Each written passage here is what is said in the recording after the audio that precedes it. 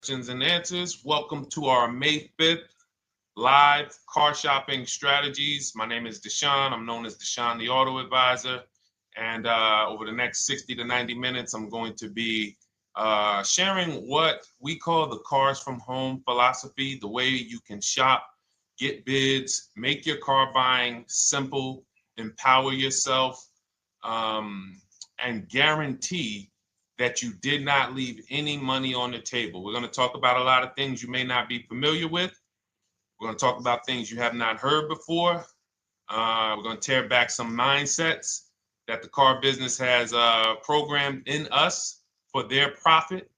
And we're going to tear down those mindsets because they're costing us thousands and they're making the greediest dealers in this country thousands of dollars. And we're going to get rid of that. So this show is sponsored by my new digital book. It's called Cars from Home, 7 Steps to Saving Time, Money, and Avoiding Dealerships. So I wrote that book to give you everything I know, everything I learned at Mercedes-Benz, at General Motors, running my own brokerage, and the hundreds of people, thousands now, that we've helped since 2021 to empower themselves in their car purchases. So part of my welcome offer to you is it's normally $97. You can get it for $24. That's my welcome offer for 30 minutes, anytime during the broadcast. As we go, you can get yours in my TikTok bio, in my Instagram bio, the YouTube comments, and the Facebook comments. It's a 75% off discount as part of my welcome offer for those of you who take action. And you'll have everything we teach here for the rest of your life. And you'll be able to move the same way you're going to hear me move and the way a lot of people I'm going to show you guys are moving. So no questions off limits. Feel free to start typing your questions. We are live on Instagram, TikTok. Hang on. I got Instagram up here. My man Dolan is moderating, so we're going to try to pull in every single one of your questions.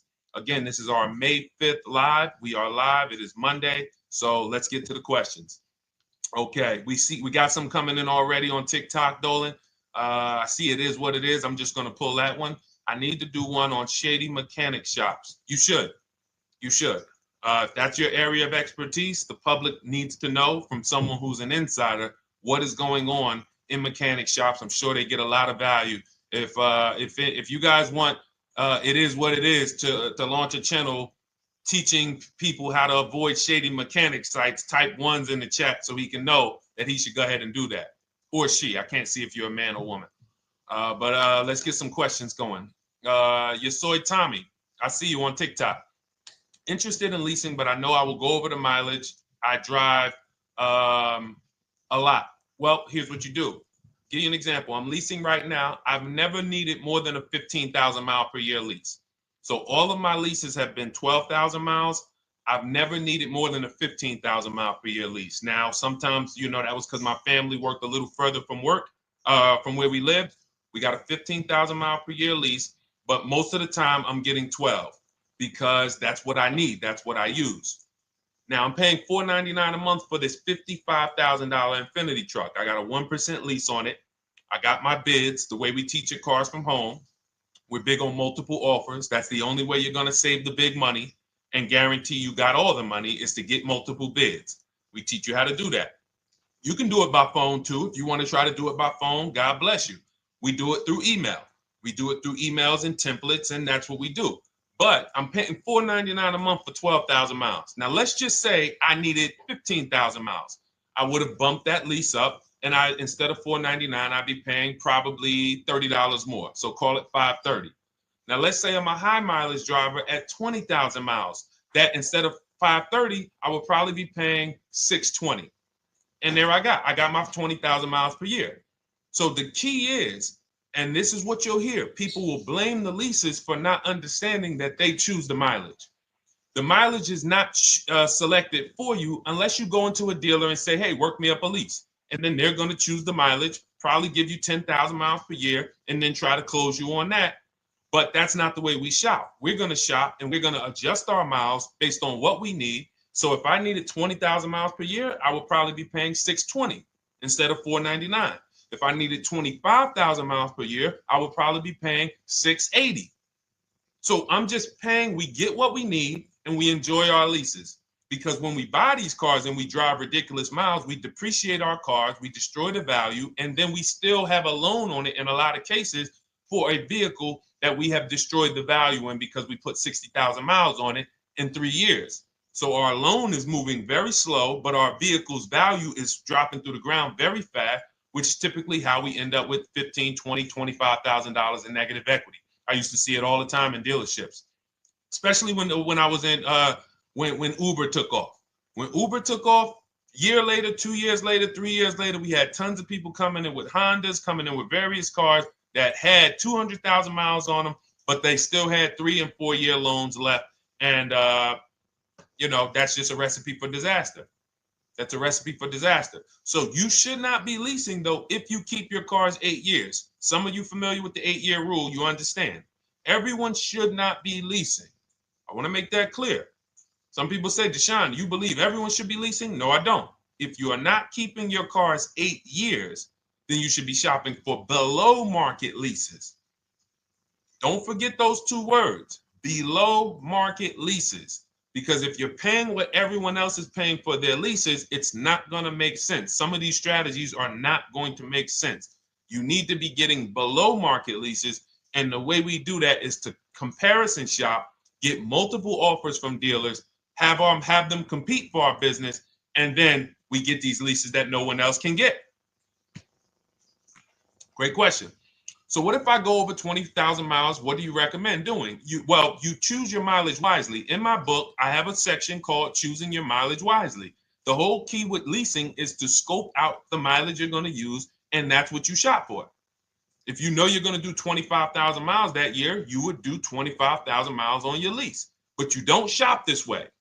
We always shop with 12. A problem with leasing is once again, you go into the dealership, you say, work me up a lease. They're going to work you up what they want. They're going to say, hey, put 5,000 down. Who's had that happen?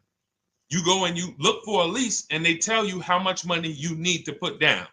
Type me if you've had that happen. And again, welcome to everybody. This is our May 5th live. It's Monday, May 5th. Whether you're watching this today or you're watching this later today, because we will be rerunning this for those who couldn't make the show. Tell your friend they can catch it on our channels. But this is our live show. We're live every single Monday through Thursday at 12 noon. So you'll see people who will go and get blessed transition. You've had this happen. This is what you go in. They work you up a lease. Here, you need 3,000 down. Yeah, you need 3,000 plus your taxes and fees. What do you want to do? So that's them customizing our leases. We never want to do this. We want to customize our lease and run it like this, a template. All your leases you get with, ready? 12,000 miles per year. First month's payment only due at signing. That's it. 12,000 miles per year. First month's payment only due at signing. That is how you shop all of your lease offers, because this allows you to now use the 1% rule, which I didn't create. A lot of lease savvy people know about the 1% rule, where your MSRP, I'm going to just show an example of an MSRP, the price on the window sticker. Every lease is going to be brand new, guys, or either close to it. The price on the window sticker is the price we go by, the MSRP, and we're going to divide our monthly payment into the MSRP. And once we get that, the number, that's going to tell us if we got a 1% lease, if we got a 1.5% lease, if we got a 1.8% lease. And what we did was I created the 1.5% rule to know we were overpaying for leases. You don't have value when you lease something over 1.5%. But let's keep it to the point. The point is you're shopping all your leases, first month's payment due at signing, 12,000 miles per year, and then you're using the 1% to 1.5% rule to gauge the value. Once you find your best offer, that's when you go and you say, can you please adjust the mileage down to 10,000 because that's all I need, or up to 15,000 or 18,000. You shop your offers with 12. You find your best offer concerning what value is, 1%, 1.2%, 1.4%. You lock that up, and then you tell them, show me what the payment will be with 20,000 miles per year or 15,000 miles per year. That's going to keep you from walking into these 80% dealers which are never going to give you a below market deal. When they drop their prices, they're never going to drop low enough to beat their competition. That's why their name of the game is them keeping you from checking their competition. And then you avoid these people, you find those deals, and then you adjust the mileage with that dealer. But choosing your mileage is very important with a lease. And that's why you should take 5 minutes, 10 minutes, tally up your lifestyle over the next 3 years, and you choose your mileage that you need. Great question. Let's go, Dolan. I'm getting married today. Congratulations to Ash on Facebook, everybody. Ash is getting married today. Congratulations. May God bless you with a healthy, lifelong marriage. Hallelujah. All right. Angel on YouTube says, can I lease for 36 months, then purchase to have a lower payment instead of buying at a higher payment? Now, what he's asking or she's asking is, I want this new car, but if I buy the new car, then I'm going to have to pay for the new car, in which case it's too unaffordable. So can I lease it first and then buy the difference at the end? Yes, you can. Let's talk about why that's not that financially wise. There are signals, guys, that tell us we are looking at vehicles that are too expensive for us. Signals. Would anyone on here take a 50-year mortgage? Anybody? Anybody? We got some smart people on here. Anybody volunteering for the 50-year mortgage, ladies and gentlemen? Anybody? Come on, somebody.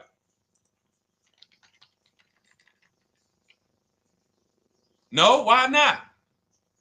Why not? Why is everybody saying no to the 50-year mortgage? Because we know it's ingrained in us that a 50-year mortgage on a house means we can't afford that house, right? Same thing with cars. There's signals. And so when we cannot finance a brand new car and it's affordable, what should we be doing? We should be going to get a pre-owned car. That's what we should be doing. So some of you have the luxury where you could afford both a new version of the car you want, and you can afford a pre-owned version, of course. So you might say, Deshone, I could afford both. I want this car, but I could afford, which one should I get, new or pre-owned? Thank you to the new gifter, Jeffrey Jones. Welcome. The Black King. Thank you so much. Gifter badges. Appreciate everyone who supports this broadcast. Thank you so much. You helped me to keep this information going. So what you're saying is, I could afford both. Which one should I get? In that case, it's a matter of your values. Do you want a brand new car? You want to treat yourself? You only get it every 10 years. So it's like, hey, I only get a new car every 10 years. I'm going to treat myself to a brand new one. Curtis Thomas, thank you for sharing.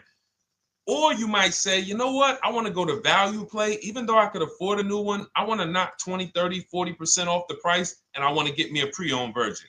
So that's the people who could afford both. Some of you, you're like Angel, who like, I want this car, but I can't afford it new. In which case you go pre-owned, because you don't want to you don't want to lease a car 3 years, even if you get a below market lease deal, great lease payment, turn around and buy the difference, because you're typically going to need a 5 or 6 year loan for the difference. Once you get that 5 or 6 year loan, you add that to your 3 years that you leased the car, and you got 8 to 9 years of payments on the exact same car. 8 to 9 years of payments on the same car. This does not make financial sense to pay that long on a car. This is, you can't reach the reward stage where the car is paid off and you're putting money to the side for maintenance and repairs. You know, you got a paid off car, because the goal with purchasing is to get to that long-term ownership where the car is paid off. I don't owe anything on it. You know, I got a couple $100 I put to the side for maintenance and upkeep, but that's all. That car is paid off. I can keep that thing for 15 years. I can pass it down to my son, my daughter. We got an extra car in the family. That is the value of purchasing. So if you have a payment for 8 years on a car, you don't get to that stage. So that's why before I would ever recommend someone lease and then purchase the balance, I would recommend someone purchase a quality pre-owned car and get it at a below market price. Okay, does that make sense? Okay, everything that we're talking about, guys, is in my new digital book. It's called Cars from Home, 7 Steps to Saving Time, Money, and Avoiding Dealerships. Has everything we teach, because the name of the game is learning how to structure your deals. When should I lease? When should I purchase? And then once you have your structure, getting bids on everything to make sure you don't leave any money on the table. When you get bids on everything, you're never going to lose any money on your trade-in, because you didn't just get one offer on your trade-in, you got bids. You're never going to overpay for your interest rate, because you didn't get one offer on your loan, you got bids. You're never going to overpay for the new car or the used car you're buying, because you didn't get one offer on it, you got bids. And that empowers you to control the transaction. That is what we teach. That's in my new digital book, step by step. You can get your copy for 75% off, normally $97, but it's part of our welcome offer for 30 minutes. You got it in my TikTok bio, Instagram bio, YouTube comments, or the Facebook comments for $24. Okay, enjoy it, use it. All right, let's keep it going. I need to buy a car. I want to know how to buy the advertised new the new SUV vehicle for under $10,000 or even under $20,000. I don't really understand the question. Let me read it again. I need to buy a car, and I want to know how to buy the advertised new vehicle for under $10,000 or even under $20,000. Are you saying that's the discount you're looking for, or are you saying that is my budget? Please let me know. I don't quite understand. Go ahead to the next one, Dolan.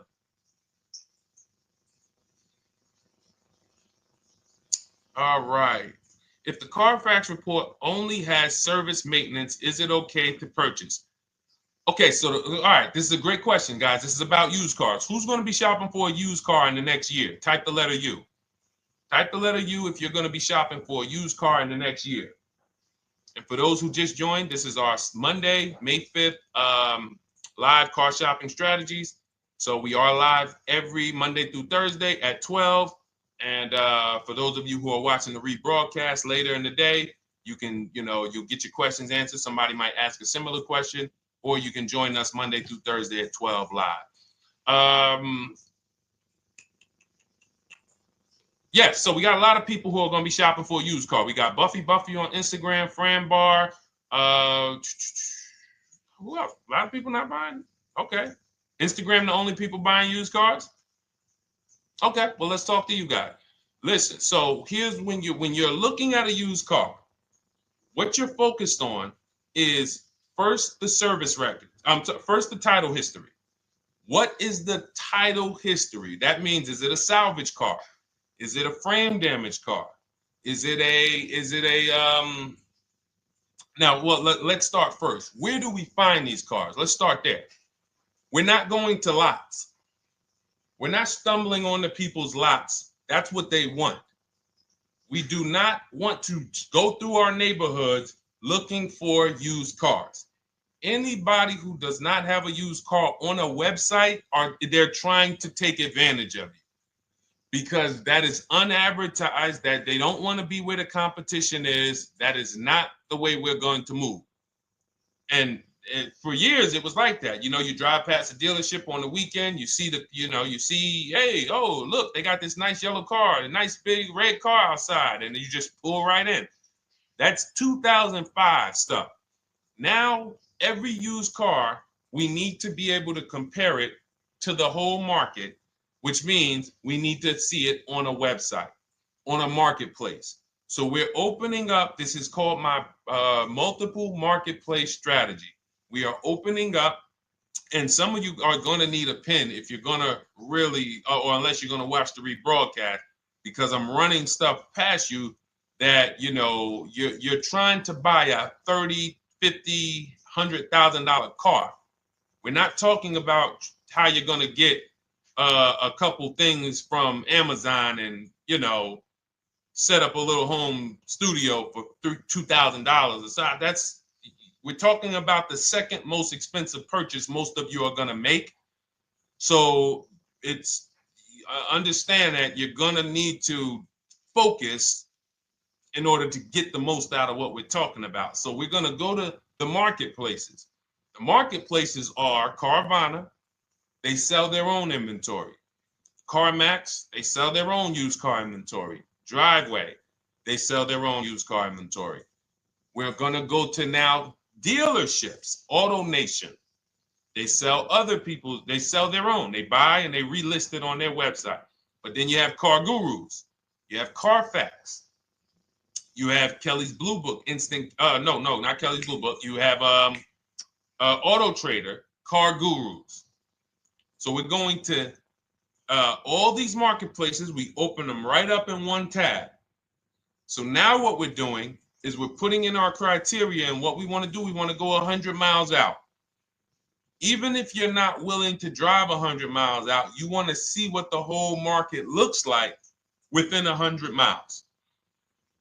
So now, if you know what you can afford, then you can put in your price criteria. I have a tool that I created. It's called the Perfect Budget Calculator. Some people who have my book, you've used it, where you put in your down payment preferred, you put in your interest rate, you put in any equity from your old car, and it tells you, because what you tend to miss is the fees. That's what you tend to miss. So if you're not using this calculator that we created, you want to add another $2,000 or so, because you got to factor in the fees in that budget. Some of you go out and say, man, I think I could afford $30,000. Then when you find your car, they bump you up to $33,000 because you didn't factor in the taxes and fees.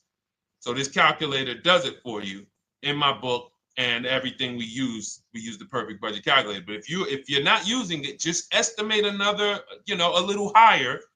Now you put all of that into the marketplaces. Now you're looking for what the inventory is. Now, here's the reason why you must open up all these marketplaces. First reason, they have different cars on them. Carvana and CarMax has different cars than Car Gurus, Cars.com, Auto Trader. There's different cars on them. Another reason we need to open it up is because sometimes you'll see one car here on Car Gurus for $31,000, and then you'll see that on Auto Trader they marked it down $2,000. It's $29,000. And you're like, wait, why the heck is it lower? This is the same car. Well, it could be because this marketplace got the notification first to lower the price, and maybe this one takes a little longer to see that, oh, maybe that takes 24 hours before their updates take effect. So that's why you want to open up all these marketplaces. Now you're narrowing this down first based on your color choices, what options you want, your models, and now we're starting to narrow this thing down. So we're narrowing it down. Now we start to look at the history of these cars. This is the best way to start narrowing down your used car search. Let's now dive into the history. I need the Carfax. Now, some of these websites will give you a free Carfax. Some of them will try to make you buy a Carfax. Now, I'm going to give you one of the secret strategies that we've been using for years in my book, and I'll tell you it right now. It is how we get free Carfaxes, because when we get to most vehicles, you guys, for those of you who are just meeting me, I worked in Mercedes-Benz for 5 years and General Motors for 5 years, and I ran my own brokerage. I started it in 2016, and I ran that while I worked at the car dealership. So I have a lot of experience and have seen a lot, and that's why I'm able to teach these things. I also love numbers. But one of the things that I know is almost every dealership has a contract with Carfax. So every dealership, we pay Carfax already. So what we're able to do is when we list our inventory on our websites, we're able to list the Carfax with it. We're able to provide that free of charge. But when we pay Auto Trader or Cars.com or Car Gurus, we are not able to actually push our Carfax to that marketplace. But if you come to our website and you find the vehicle on our website, most times you will find the Carfax for free. That is what we have been doing for years. So that now we have the Carfax, because the Carfax is the only way we can see those service records right now, because we've already narrowed it down based on, first thing we're doing is we're looking at title history, frame damage, salvage title, rebuilt title, total loss. That's the type of vehicle. The next thing we're doing to narrow it down, which is where many of you get in trouble, is you're looking at the service records. Skipping service records, buying used cars without seeing service records is disaster. The biggest indicator on if a vehicle was taken care of is what is on those service records. And if you can't see those service records, then I would not buy the car. Somebody say, oh, I'm changed the oil myself. If you don't have proof that you have changed the oil yourself, I cannot see it. I cannot see that you have maintenance this car, and that's a turnoff for me. Because now when you drive that car a year later, 2 years later, things start happening. You have no one to blame but yourself. Now the regret kicks in. Man, I knew I shouldn't have got this. But chances are, if you find a quality vehicle and you see service records on that previous owner's report, that's going to lead to a quality experience. Okay, so that's pretty much how the initial part of our multiple marketplace strategy. As you can see, we have this to a science. Nothing that we're doing is by chance. Nothing we're doing is on a whim. That is it. But let's go to some more questions. And I think the biggest thing I want everyone to understand so far is that we don't wing anything in this process. There's nothing, everything that I'm teaching you is going to be out of our systems. Now, some of you have different learning styles. So let's address this. Again, welcome to our May 5th, Monday, May 5th live. We're live Monday through Thursdays at 12 noon. And we rebroadcast this for those who couldn't make it. You can share this with your family. Tell them, hey, visit Deshone the Auto Advisor's channel. He did a great show earlier. He answered some questions that everyone had. You can watch the broadcast all through the rest of the day. Now, but we're live every week, but we're live right now. So now the biggest, some of your learning style is different. What we teach is we have the ultimate do-it-yourself guide. This book is rated 5 stars. Thank you to everyone who's rated it on Goodreads. Just pull it up right here. For those of you who are actually on Instagram or YouTube, TikTok, you won't be able to see this right now. But the book is rated 5 stars. We appreciate you. And this is the ultimate do-it-yourself guide, whether you're new cars, used cars, leases, bad credit, how to make banks bid for your financing, high mileage driving. It's all in there, step by step. And it's a digital book, so you don't have to wait for it. As soon as you get and hopefully you get there before the 30 minutes, so you get your copy for the $24 instead of the $97. That's our welcome offer. But that's your do-it-yourself guide. Some of you, you're a do-it-with-you person, and that's Shop with Deshone. You like videos instead of reading. You want coaching. You want support. You want a community. We have 1,600 people in our Facebook group. That's our Shop with Deshone. We've had 2,200, almost 2,300 people come before you. When you see me share people like Zafrina and like Melissa and Sheree, Ken, all of these people who are, they're showing their car deals that they got. Look, took me about 30 days. He went through, past Friday, locked down 2 vehicles, 2 Yukon 2025. Said he dropped sold the BMW. They dropped the price down to 70 grand. So they took off like 5,200 for him. These are all people who are in the Shop with Deshone. Their learning style is they prefer videos. They prefer, coaching with me. But again, it's the same information. So I want to be clear. It's just your learning style. So if you are like Deshone, give me the blueprint and I will run this thing. That you're going to be like the people who send, like Marie. Marie just wanted to let you know she got our book. Using the book, I saved over $13,000 off MSRP. Now, here's where the feelings get hurt. And this is not my intention. But some of you have these same vehicles that you're going to see me sharing that our people get. And when you see what they paid for them and what they're getting off of them, you're going to see, wow, I did not get that.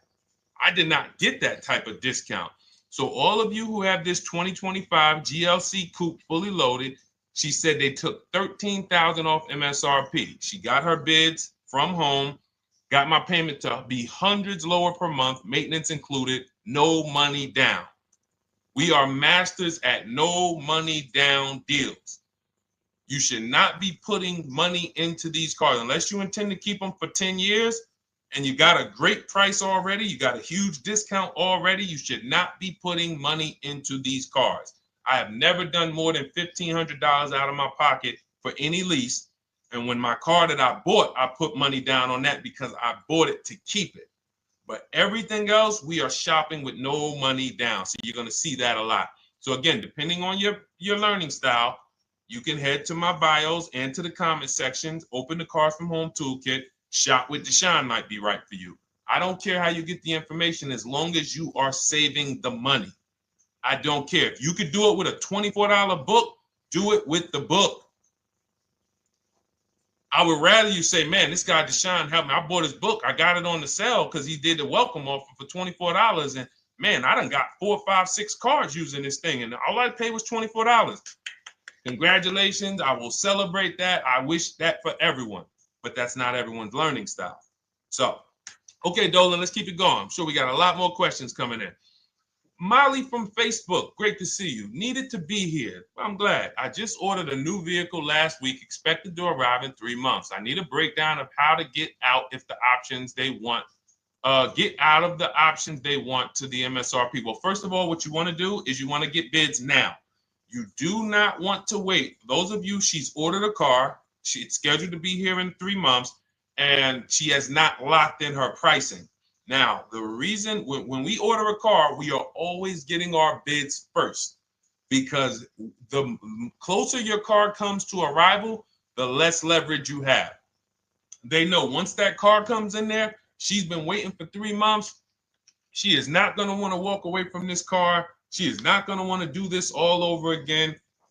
And they're going to probably take a shot and say, or if you look for a discount at that point, you probably are going to be like, no, I'm sorry, we can't give it to you. So what we're going to do is we have to now send that request out. Now, there's 2 ways for you guys to do this, whether you're leasing or purchasing new cars.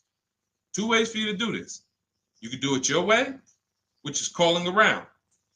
Calling around, not going into dealers, calling around, ask for sales managers, try to get yourself at least 5 offers. Because the only way you're going to see how overpriced the offers are is to actually get multiple offers. So I'll give you an example. I'm showing you guys on the screen what a market report looks like. So we also have a division. We shop for people's new cars and their leases if they have good credit. So when you see, oh, I tried to pull it up. It's not loading. So what you're going to see, and some of you who've used our stuff, you can testify to this. There is a huge spread between the best price and the worst price. Huge spread. So in order for you to know you actually got the best price, you need to see 4 other offers that are higher. I'm going to say that again. Thank you to all the gifters on TikTok. Thank you, Jeffrey Jones. Appreciate it. You need to see other offers that are higher. So let's go back to my car. This dealer who won the bid for my Infinity truck saved me over $8,000. Now, he said to me when I was making the deal with him, he said he knew that I was not going to find a better offer because he had used a special coupon he had to apply towards the deal. He needed the deal that month, and that's why he won the bid. So he's able to take off $8,000. If I was purchasing, I would have got $8,000 off the price. But I leased it, so my lease payment was $499 a month with $1,270 down total.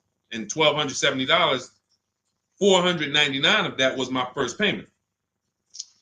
So every other offer that I got, $560, $605, $640, $700, $750. That's how you know you did it right. If you don't have a bunch of the 80%, we call them. This is the 80%. Some of you have heard me say we don't negotiate with dealers with fake fees. It's a losing battle because even when they take off all the fees, they're still super high. I'm going back and forth by email. So if you're using what we teach, you're taking minutes out of your day. You're going back and forth with email. We close deals in 60 to 90 minutes. I'm not inviting anyone to car college. 60 to 90 minutes of emails back and forth. Next thing you know, we're closing a deal. But you're going to see, even after back and forth and telling the dealers through email, you can do it by phone. Hey, I'm shopping other dealers. Please make me your best offer. I have all the templates written. So when you're using our stuff, you don't even have to wonder what you're going to say. You just copy and paste our template. But even after that, you're going to see, wait, these people are still giving me super high prices, even though I told them I'm shopping, even though I told them I'm serious, I could buy the car right now, even though I gave them every single thing I need to give them to get an offer, they're still $150 a month higher than my best offer. That's going to prove to you that they are the 80%. They are not coming down. When they say this is our best deal to their customers walking inside, they're not lying. It is their best deal. It is not the best deal. It is their best deal. Their competition's best deal will blow their best deal away. And the only way you do that is by getting bids. So that's what you need to do, Molly. Take exactly what you're looking for. If you want to call around, call some sales managers and say, hey, listen, this is what I'm looking for. I put in an order, but I'm not dead set on the price yet. Haven't really gotten, I want someone to lock in a price for me. And hopefully you're purchasing, because if you're leasing, it's tough, because once that lease comes in, you do not know what the lease program is going to be.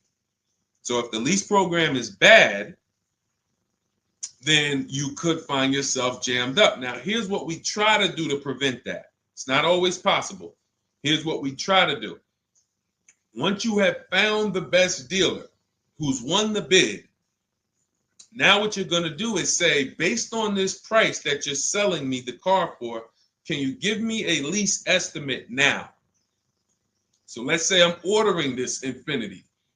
I shop around, I find a dealer who says, all right, Deshone, I'll place the order. I'll take $6,000 off list price for you if you do the business with me. Perfect. Can you give me a lease quote based on that now? I know this is not the vehicle. My vehicle's coming, but can I get some type of an estimate of what it would be? And then I look at that, and if it's affordable, now I place my order. But I'm not placing an order for a lease blind, not knowing what my payment's going to be when that car gets here.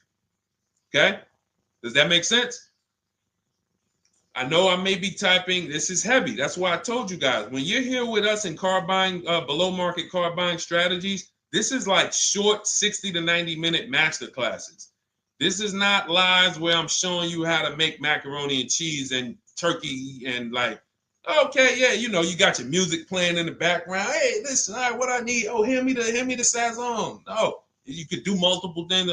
This is heavy finance talk for 60 to 90 minutes, and it will change your life. And I just saw my girl, Lisa. Lisa, good to see you. Lisa's been, she's been learning from us and rocking with Cars from Home. Let me see. I'm glad you clarified, even if no money down on the lease, you still really have to give them the first month's amount. Yes, I don't know what I'm going to do yet, buy or lease. No matter, I'm learning lots and sharing with my peeps. Thank you, Lisa. Thank you. Now, technically, you don't have to give them the first month's payment either. What I do is our templates all involve shopping, first month payment due at signing. But if I wanted to, so let's say, for example, on this $499 a month lease I got on the Infiniti, and I'll actually will add this because I'm glad you said that. The lease that's your first month's payment, so it's not considered money down. It's considered your first month's payment because you're leasing, you're paying 36 months or 39 months. We don't do 4-year leases. We don't even do 3.5-year leases in most cases. We're not doing it. It's 36 months, 39 months. And if they have a really, really good program for 2 years, they will tell us about it. But we shop for 36 months. But you can tell that if I wanted to tell them, you know what, I want to do a straight sign and drive, I don't even want to give you the $499 for the first payment, which means you're asking them to pay the first payment, then it would have just been $500 going back into the cap cost, which would raise the payment probably with interest and taxes, maybe 15, 17 bucks, something like that. So if I truly wanted to bring nothing to the table, I can just have them to, cap the first month's payment. You can do that. You can do that. So you can ask any questions. I know you're in our Facebook group, and so you let us know. But the 8-year rule is your basis for leasing versus buying. The 8-year rule, when you guys open up my book, you'll hear me talk about this. I'm going to make a whole lot more videos about the 8-year rule because it is the parameters for how to know whether to lease or buy. It takes into account how drastic cars depreciate. They lose value like crazy. All the losses are in the first 5 to 7 years, and you don't win until you've kept the car at least 8 years, compared to someone who's getting a below market lease. So let's take an example. You look at somebody like, look, Brian. Brian got my book. Just finalized my first ever lease using your system. 2025 HRV Sport all-wheel drive, $30,000, $505 MSRP. So this is a $31,000 vehicle almost, and he got it for $395 a month, which is a 1.2% lease, no money down. Now, his initial quote from this dealer was $434. This is the winning dealer. But in my book and in our systems, we have a counter offer calculator where we put all the offers we get into the calculator, and then it calculates the best offer and it tells us what to counter. So his initial quote was $434. He countered with the calculator and ended up closing his deal at $395. So these are the people that, for all of you who you're like, wow, are there any cars out there with a $300 payment anymore? Well, if you're buying a car, you are buying it at a $300 payment. You could only spend, who knows, every $5,000 on a vehicle is about how much per month? Every $5,000. When you're looking at a car, every $5,000 on a 5-year loan, which is what you should be defaulting to, is about how much per month. Thank you, Nikki. Nikki got a #1 gifter badge. And I don't really know what all of that stuff means, but I definitely appreciate it. The Black King, thank you so much. I just know it means you guys support the show. So I appreciate it. So who knows? Every Nucci Graham is and I wanna Nucci Graham will address you next, because as soon as you get your book, on the thank you page it says, "Thank you for your purchase. Click below to open your book." So we'll address that shortly. But okay, thank you, Lisa. Yes, every $5,000, and Nikki, $100. So this keeps you in the safe zone. When you are looking for how much loan I'm going to take, you are looking and saying, every $5,000 is going to cost me roughly $100 per month. So if I want to spend $400, then my loan needs to be about $20,000, which means I'm looking at this car. If I'm going to buy it for $23,000 plus fees, and I want to be at $400, I'm going to have to come up with some more money down, because I need to get my payment here. I need a $20,000 loan. I'm not going to go in looking at a $20,000 car and thinking, man, can they get me to $250 a month on this? No money down, because the math doesn't make sense. Because the only way they can get you to that is to put you in a 7 or 8 or 9 year loan, which is a horrible deal. And they've done it to a lot of people, because you go in and you just say, get me to this monthly payment. And they're like, well, you didn't say how long. You come in later, hey, man, my loan is, I remember, man, a guy called me, and this is, unfortunately, people are not trained to look at how long their loan is. Early in my career, I think I was still with General Motors, and a guy came in and he had some vehicle, And he was like, you know, D, could you look at this, man, and tell me, because I don't, you know, I'm trying to get out this thing, man. They telling me I can't get out of it now. That's a recipe. You bury yourself when you make these types of moves. They're saying I can't get out. I looked at his contract. It was a 96-month loan. 96-month loan. So he's in a 96-month loan at a high payment. He's going nowhere. And what it came from is him going in and saying, hey, get me to this payment. My payment's affordable, but how long is the payment? That determines what you're paying for the car. So when we say, yo, are there $300 payments out there? I'm showing you.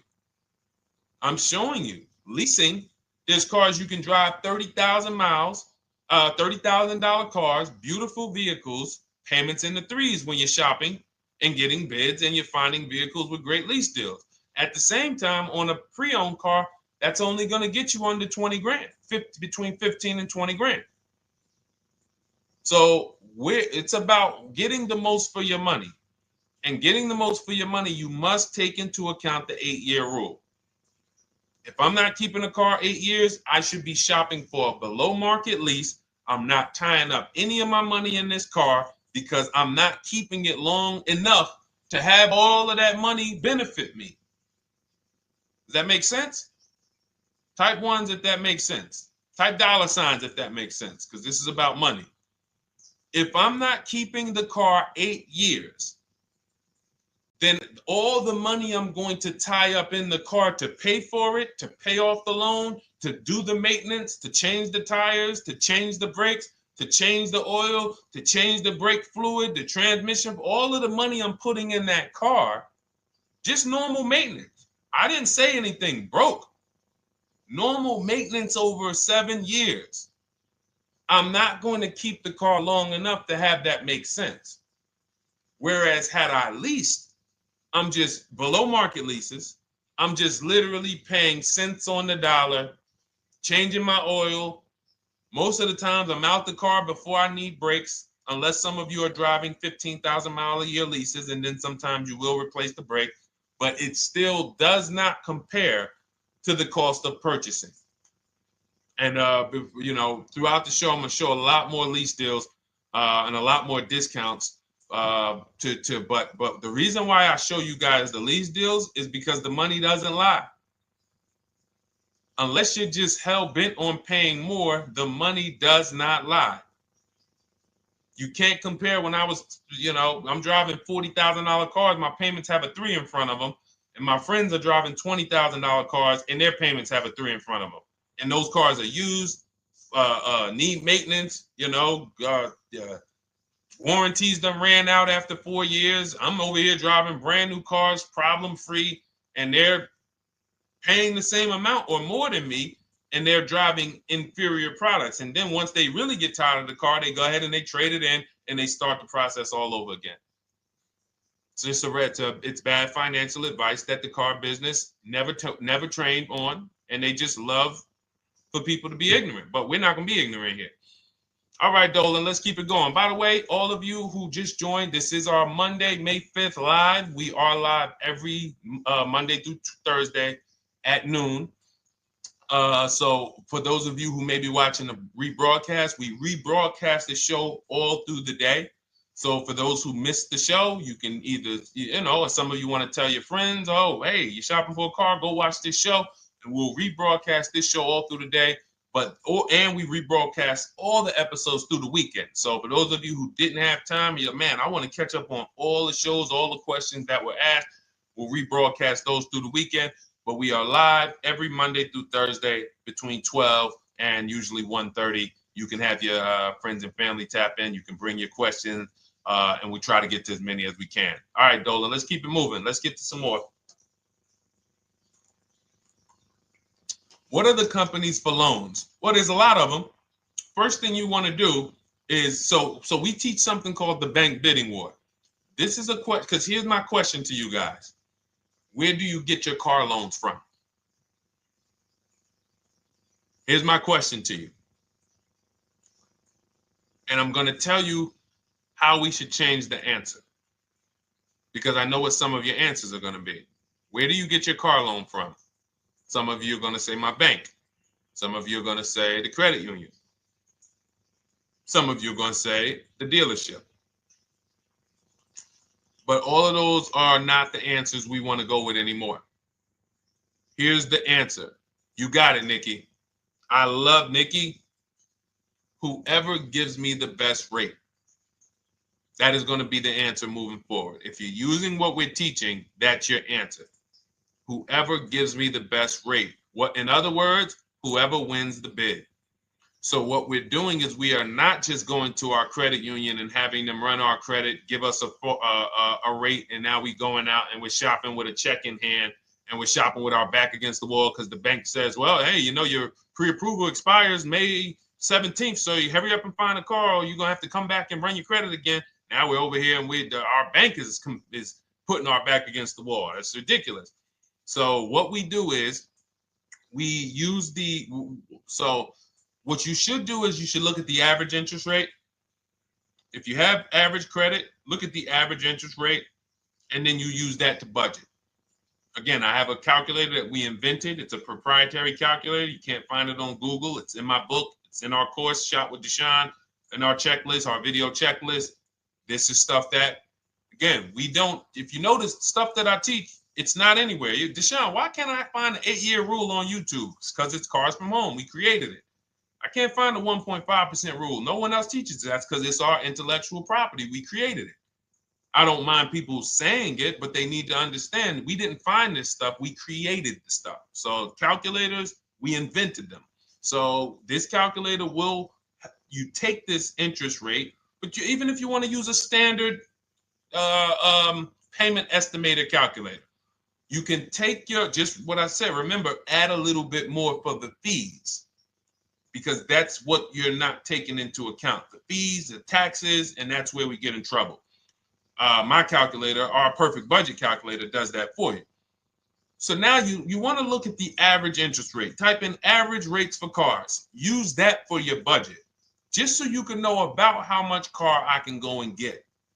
So between what I told you about the $5,000 being $100 a month, and that last part about, adding a little bit more and using the average interest rate, you should have a good gauge on a range of car to go and shop for.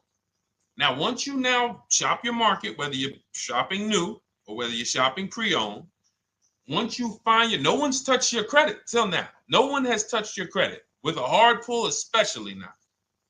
We do not, in order for this to work, like what Nikki is saying, where you're only giving your business to the bank or credit union that gives you the lowest APR. In order for this to work and for you to be able to shop freely, no pressure, you need to make sure you don't let anyone run your credit with a hard pull before you find your best deal on a car. Soft credit pulls, estimates of budgeting, the way I just said. Now, you go out, you find your car, whether it takes you a week or a month or 3 months. Bang, I found my car now. You lock the car up, put it under contract, you leave your deposit. You never, ever. How soon when you get a car does the dealership want you to take it? I like asking questions like this because we can prove how predictable most of the car business is. How soon after you purchase a car does the dealership want you to take it? Thank you, Janae. Immediately. Now, the reason for that is, there's various reasons. There's various reasons. Right then and there, Molly, yes.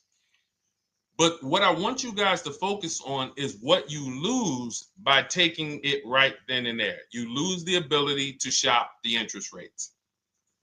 And shopping the interest rates is very important because you'll always wonder, could I have gotten a better rate? So what you do is you lock the car up, you let them know, hey, I'm going to go home, just give me my, let me get my paperwork so I know exactly how much I need to tell my bank.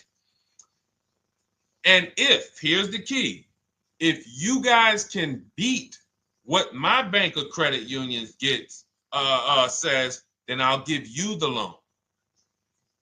See, some people think that I teach don't let the dealerships compete. I never teach that. What I teach is don't let the dealerships be your first offer ever. They are always your last offer, and they're competing against other offers that you got. So now you're going home, your car's waiting, you're going to see what your bank, your credit union can do, and then you go online. You can go right online.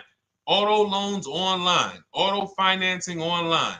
Let all of these banks and credit unions access your credit now with the hard pull, because there is an article that Experian did, and you can find it on almost any credit bureau, wrote an article on rate shopping. They allow you to have multiple lenders compete for your business within a small period of time.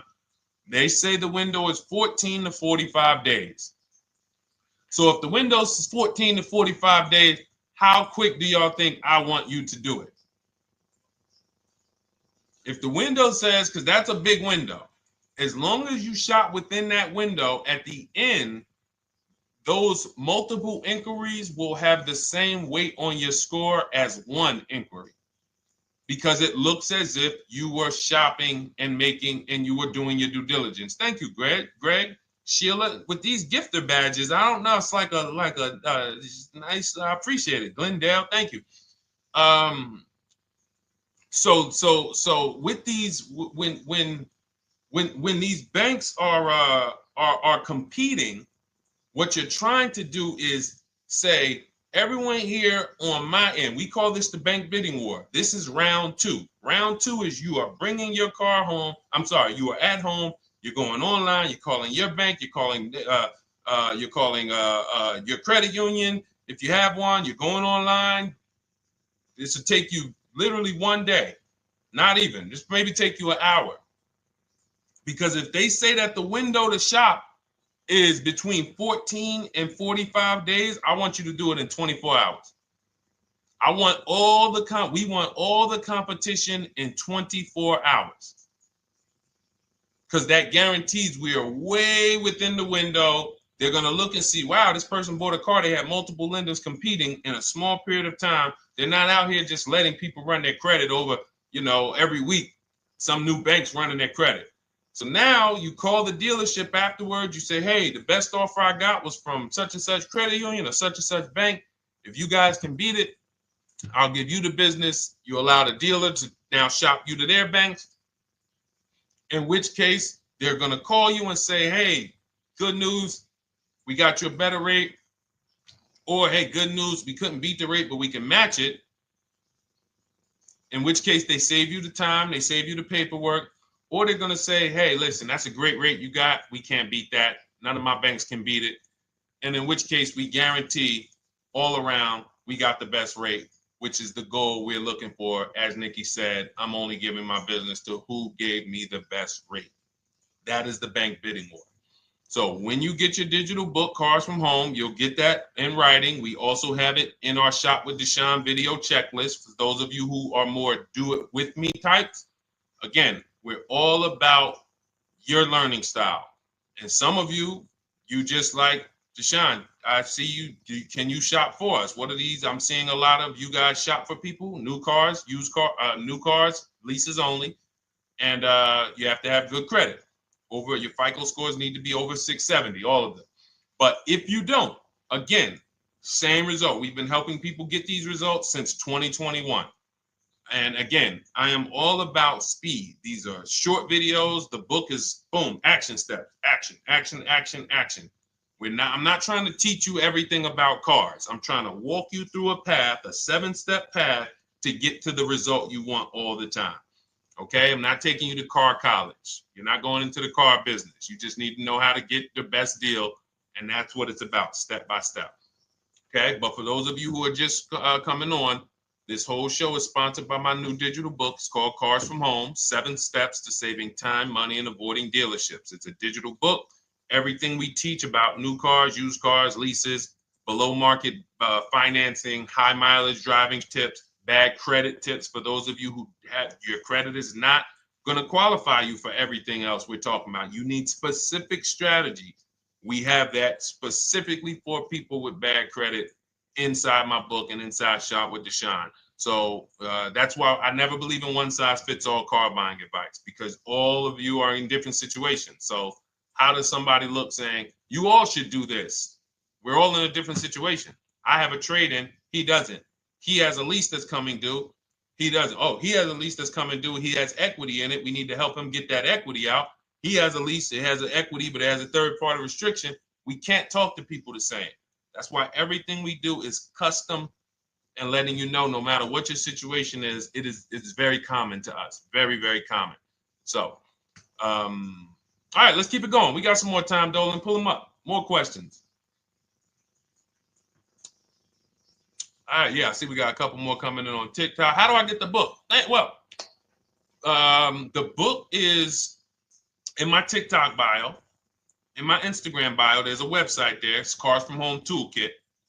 And then you'll see the welcome special for $24. So the book is normally $97, but as part of our welcome special, you got 30 minutes to get yours for $24. So you won't pay the $94. You get 75% off. We also have a link for you guys on Facebook and YouTube in the comment section so you can get your copy. And if you're going to spend a couple more minutes with us, I would appreciate if you share the broadcast with one person that you care about, so that can help. We can help get this information out, and we can help change lives. If you didn't receive your ebook, well, first of all, as soon as you purchase your book, you're going to see a thank you page. It says thank you. Screenshot this page, and then it says below, click the link below to open your book. So you actually get the link to open it as soon as you make the purchase. And then I say I also emailed you a copy. So sometimes people type their email in, one letter's wrong. Obviously, we can't send a book to an incorrect email, which is why I have my support team's email right on there, so that if you don't see that book within 5 to 10 minutes, you email my support team, hey, I didn't get the book. They'll get you the book right away.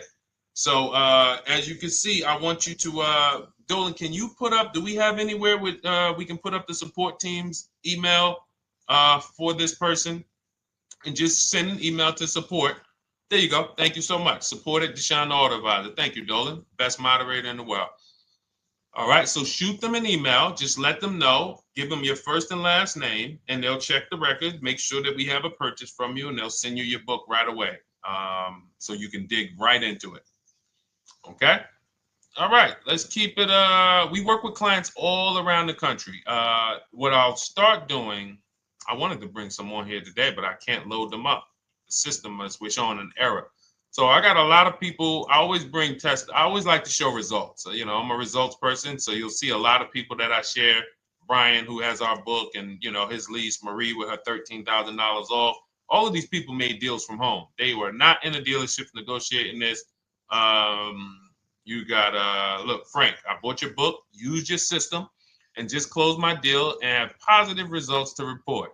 I love when y'all email me, by the way. Like, please continue to do this. A caveat is I wanted a just released 2026 Genesis G70 Advanced, and there are no incentives. I could have gotten incentives on the 2025. However, I wanted the 2026, and I was willing to pay. So even with high demand cars, even with cars that are rare, this is the situation. I reached out to 20 dealers, and I received 9 offers for 36 months, 12,000 miles on a $58,000 MSRP. The initial offers range from $1049 to $901, with everything in between. I counter offered using the calculator that we have, and closed the deal at $815 on a $58,000 MSRP. That's a 1.4% deal. Now, mind you, that on a vehicle on a 2026 with no incentives, which means every bit of that was the dealer taking off money for him. He probably had to get at least $5-6 grand off to have that deal come in the 8s, when other dealers were quoting him 9 up to 10 and, you know, mid $1,000 range. So, you know, but so I show the book testimonials. I show my Shop with Deshone testimonials. But I want to start bringing these market reports so you guys could actually see that's our team shopping all around the country. And that allows us to stay, we're able to just stay on top of the market, like from state to state. It proves like this stuff is not, oh, if you're in New Jersey, the deals are better. Hey, if you're in Florida, the deals are better. If it's California, we don't have deals out here. All of this stuff is not true. And thank God we have people using the Cars from Home systems, be it by book or be it by our video checklist, or be it us shopping for people all around the country where we can tell you beyond a shadow of a doubt. I can show you market reports from Texas, from Oklahoma, from South Dakota. We did a deal for a Mazda, a South Dakota deal, Nebraska, California, Florida, Georgia. We're shopping for people all around the country. And there's great deals everywhere in the country when you know how to make dealers bid. Because you're always going to find that 20% dealer who just wants to beat their competition. They're the best in the region. And you got to go out to find them. You got to have a system to find them. Because most of the dealers are not them. Most of the dealers are the 80%. That's just the way it works. It's a numbers game. And the 80% are very expensive. And when you walk into the 80%, they'll go down. You're like, oh man, all right, can you take off? Can you get me down? Like, yeah, man, you're like $150 a month higher than where I could be, my max. And they go back and forth. They're like, man, I could take off $50 a month. Ah, man, that's the best you could do.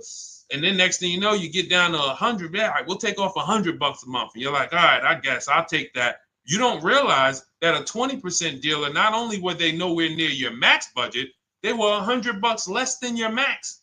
You're talking to the 80%. The 80%, when they come down, they're still here. The 20% are here. So you're over here with an 80% dealer walking into these dealers. 8 out of 10 dealers over here are 80% dealers. So y'all talking them down like this, and y'all thinking we winning. Oh, I talked them down to this. Meanwhile, the 20% dealers are here. 20% dealers will launch a bid. We gotta cut. Oh man, if this thing wasn't broken, tomorrow's show, I'm gonna bring on a lot more market reports. We got dealers who come right out. We getting offers 700, 790, 820. Dealer come right out 650. Boom, blow everybody away. Like, oh, let's go. We got a winner. Looks like we got a winner here. That's it. And then it becomes fun. As you can see, this is fun for us. When you change the way we shop, you shop and you start to you're going to be the prize. You're going to be the prize. So anyway, let's keep it moving. For those of you who have gotten your book, I look forward to you using it, empowering yourself, having these same results. For those who didn't know about the book, it is a digital book. You can get your copy for 75% off for 30 minutes in my TikTok bio, my Instagram bio, the YouTube comments, and the Facebook comment. And for those of you who've been on and you still don't quite trust us, you want to get started with maybe some free advice, go grab our cheat sheets. We have our free cheat sheets in my Cars from Home toolkit, totally free. Test us. Look at the cheat sheets, look at the strategies, look at the emails I'm going to send, guiding. Like I don't play around. So if you want to just say, test out, let me hear some free advice, start with our cheat sheets. All right. Yes, I'd actually answered that when I read that comment, Dolan, on TikTok about do we work with clients in New Jersey and New York? Well, yes. When it comes to shopping done for you, if you open the Cars from Home toolkit and you're like, Deshone, I just want to relax at home. You guys go shop the market for me. If you have good credit, FICO scores over 670, and you have and you're shopping for a new car or a lease, you can book a call with us and we can see if we can help you. Book a 10-minute call. It's free. And we can see if we can help you. Is it best to lease a car if you're currently underwater? Ooh, if I was underwater right now, let's just say I have 15,000 negative equity. I made a bad deal during the pandemic. I'm upside down and I'm like, man, I got to get out of this car. But and first of all, I know I should be leasing because now we know the 8-year rule. The 8-year rule says if we're not buying our cars to keep them at least 8 years, we should be shopping for below market leases. We're going to pay a lot less money. Below market leases, not normal leases. Very important. So what I'm going to do is I'm going to actually right now look for an electric vehicle that I could lease because some electric vehicles right now, we're getting under 1%. We're getting 0.88% leases. We're getting 0.79% leases, because if you do your bidding, you're going to see. Now, again, if you want to call around for your multiple offers, you can do that. I'd rather you call around than to do what you've been doing. I'd rather you, with your new cars and your leases, call around before you walk. That's better than what you've been doing. But if you're like, Deshone, I don't want to talk. I don't want to wonder what I'm going to say. I just want to copy and paste. That's the Cars from Home way. Either way, you get your 5 offers, and you're going to see now, my best offer on this $40,000 electric car might be $320 a month. So I'm now driving a $40,000 car. If I didn't have my negative equity, then I would be driving it for $320. But now I got to bring this negative equity over. Now, the reason why you want to look at these electric cars for this is because if you try to bring a bunch of negative equity over, what ends up happening is you're now messing up the loan to value ratios, and the bank won't approve it. So you might go in and look at a $40,000 car, and now you bring this 15 grand of negative equity, and the bank is saying, we're not going to loan $55,000 on a $40,000 car. We're not doing that. So that's when they'll say, some of you may have heard this before, you have to put money down. They'll say, we can't get you approved unless you can put $3,000 down, $5,000 down. You have too much negative equity, and the bank is not going to approve it all. But when you get your bids on some of these electric cars, you're going to get $10,000, $15,000 off. And this is specifically what I would be looking for. I would be looking for the electric vehicle that when I get my bids, I'm saving 15 to 18 to 20 grand off. And if you guys don't think that's possible, you haven't been here for long. You know, this is Milligan. She bought her Mercedes EQE last year. She literally, MSRP of her car was $79,245. She got almost $30,000 off the vehicle. Almost $30,000 off the vehicle. $51,359 is her price. $79,000 vehicle. She got it after rebates, after discounts, after everything. $51,359. So you take a vehicle that you can get a huge amount of money off, then you bring your negative equity over. So now that payment goes from $320. Yes, it might go up to $575 or $600 even. But I know I'm in a nice car now. I'm in a brand new car, and after 3 years, I'm done with that negative equity. So that's what I would be doing. And if God forbid the car gets totaled while you're driving, you're out of the negative equity in a lease. So if I rolled that negative equity, 15 grand over to this car, now I'm driving it. Boom. All right, I got this electric car. I'm out of the negative equity. I got a good value. I'm in a $40,000 car. My payment is affordable. Now I'm driving. Oh, shoot, car gets totaled. I'm out. I can go get me another car now. I can go and get the same exact car, but I can get it for $320 now. So, you know, that actually is the reason why people commit insurance fraud and total their cars or get them stolen intentionally. But no, that's just something to keep in mind. Something to keep in mind. Because most of you, when you start leasing, you're going to see that was my reason for negative equity. That was my reason I kept having negative equity, is because I wasn't leasing. And that was the reason I was paying more money for cars than I should have, because I wasn't leasing. And again, the key is getting below market leases. You walk into a dealership and say, work me up a lease, you're not going to have these payments that, you know, we're talking about here. It has to be below market leases. That comes through multiple offers. Only way. All right, let's keep it going. A lot more questions. No gap then. Is that your first time leasing? Well, no, we'll get to that. I see it's a little conversation happening on TikTok over here. By the way, everyone, this is our Monday, May 5th live. We're live Monday through Thursday. Tell your friends, please. I would love for those of you who are going to keep joining us to see some friends tomorrow, family members tomorrow, co-workers. When you are at work, when you're talking to people, if they say they're car shopping, I would love for you to invite them to our live shows Monday through Thursday at 12. And if they couldn't make the show, we will rebroadcast each episode for the rest of the day. So after today, after we end the show, if you guys want to refresh on some things or you want to whatever, you want to send people, we will rebroadcast this episode for the rest of the day. And then on the weekends, we put together a weekly compilation. We broadcast them all just for the people who couldn't make the live shows. But every Monday through Thursday, we are here. And yes, happy Cinco de Mayo to you too, Nikki, and to everyone who celebrates. All right, what do you think about waiting till December month, mid-month to buy a vehicle? I do not. Dealers need cars to sell before that.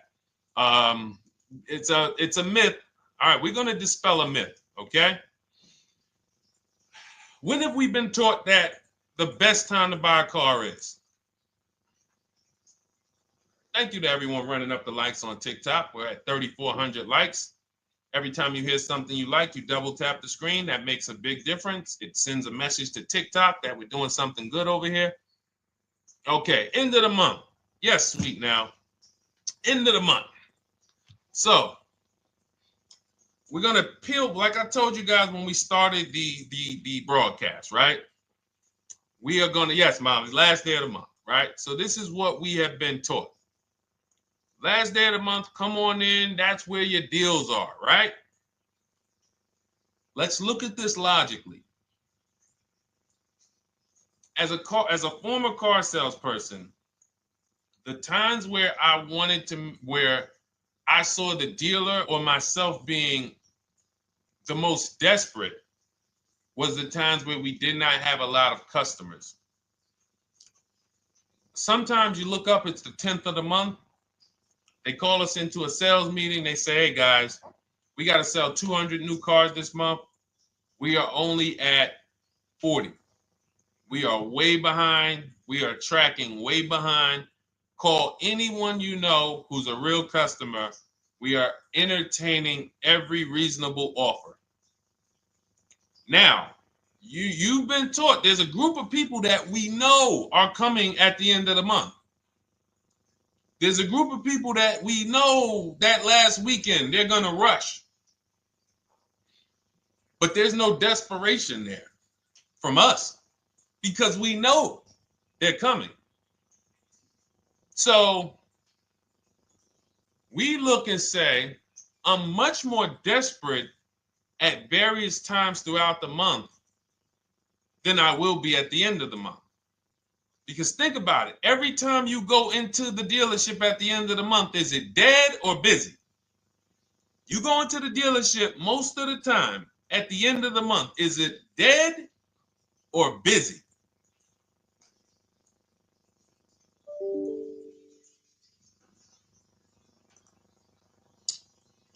Thank you. It's a zoo. It's a zoo. Customers everywhere. That means all the car salesmen are not worried about making a deal. In fact, they're looking at you and saying, hey, Molly, thank you. Listen, I know you, look, I know the payment's $780 a month. I know you said you wanted to be at $499, but, we've been going back and forth. Can you work your way up, get closer to the $780? Because they know now we can take a shot.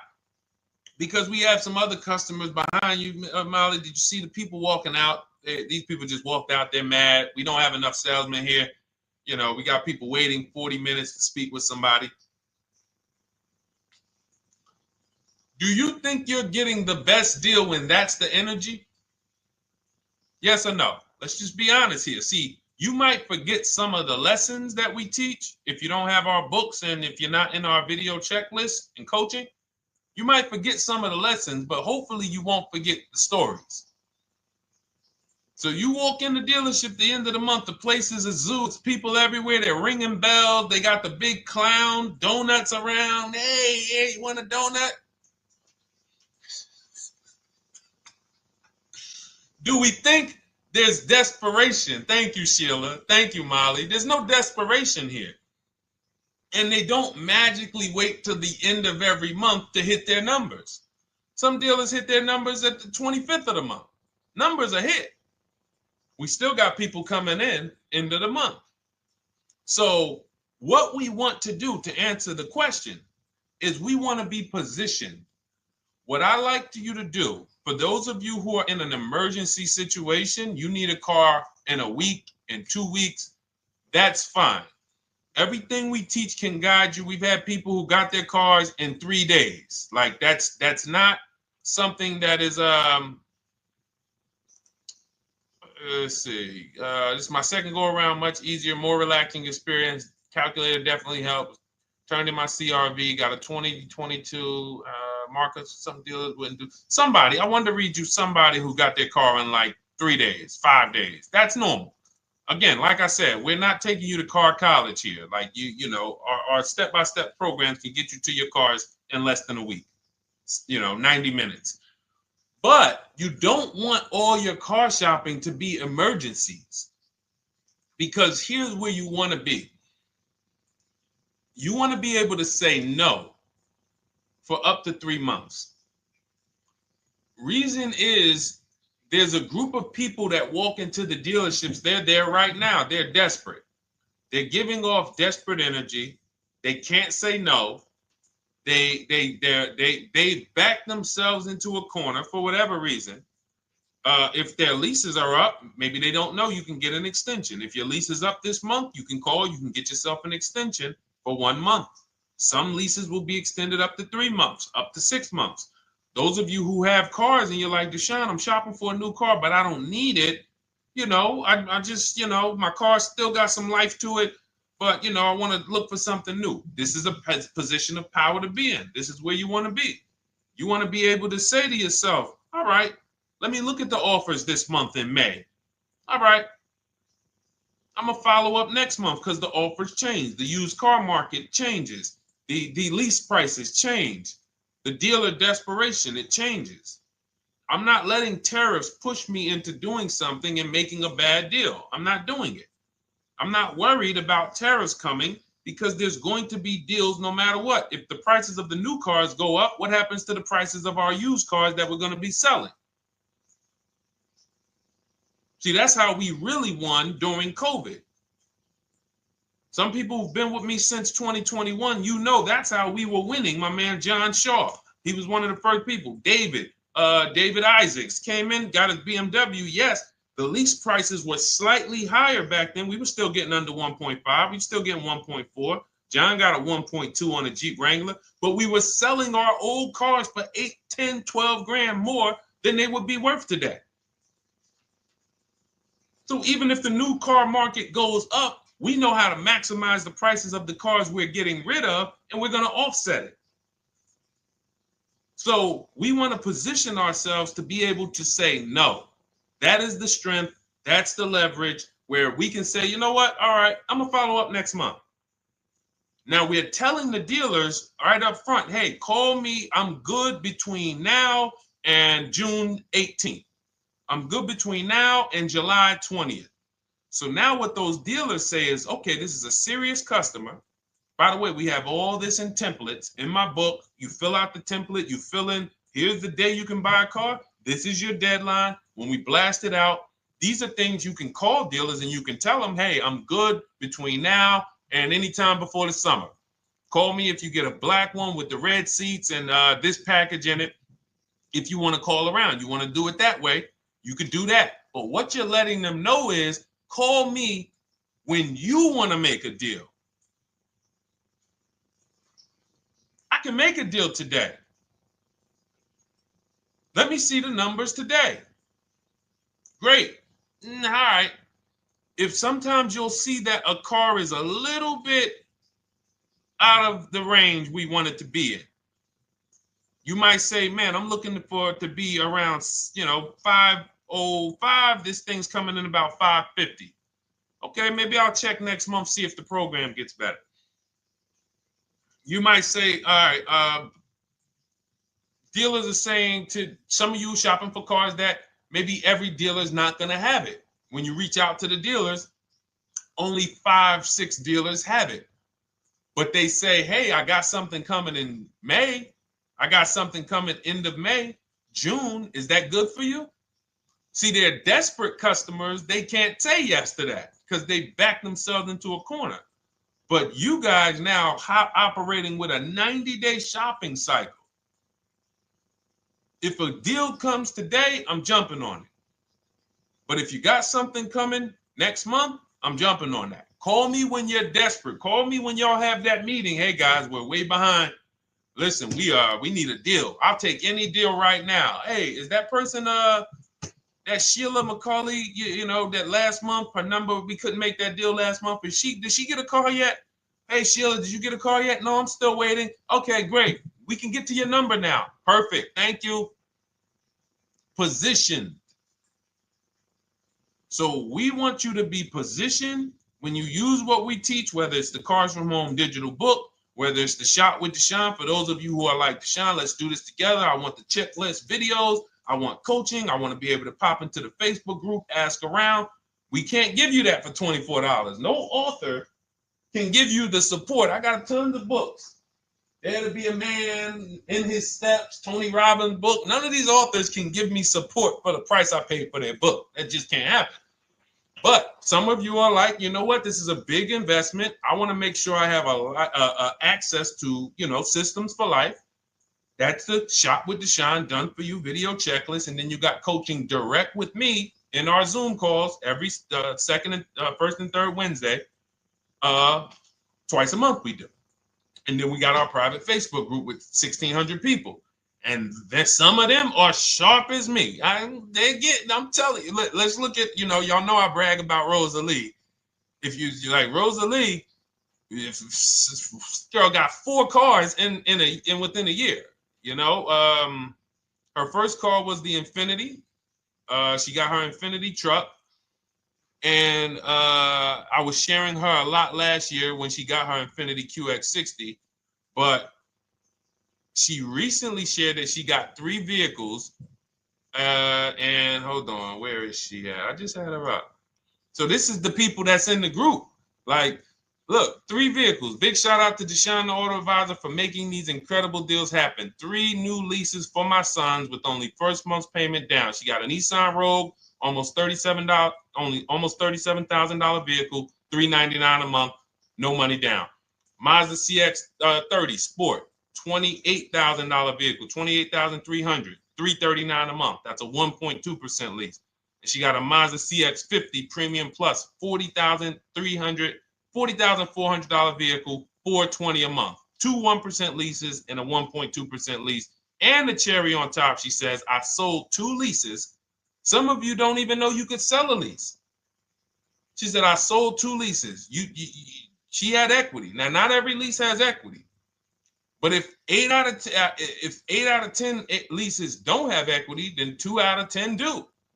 So if you've just been dropping your leases off at the dealership, hey, here's my old lease. Let me get the new one. Hey, here's my old lease. And you have not assessed the equity.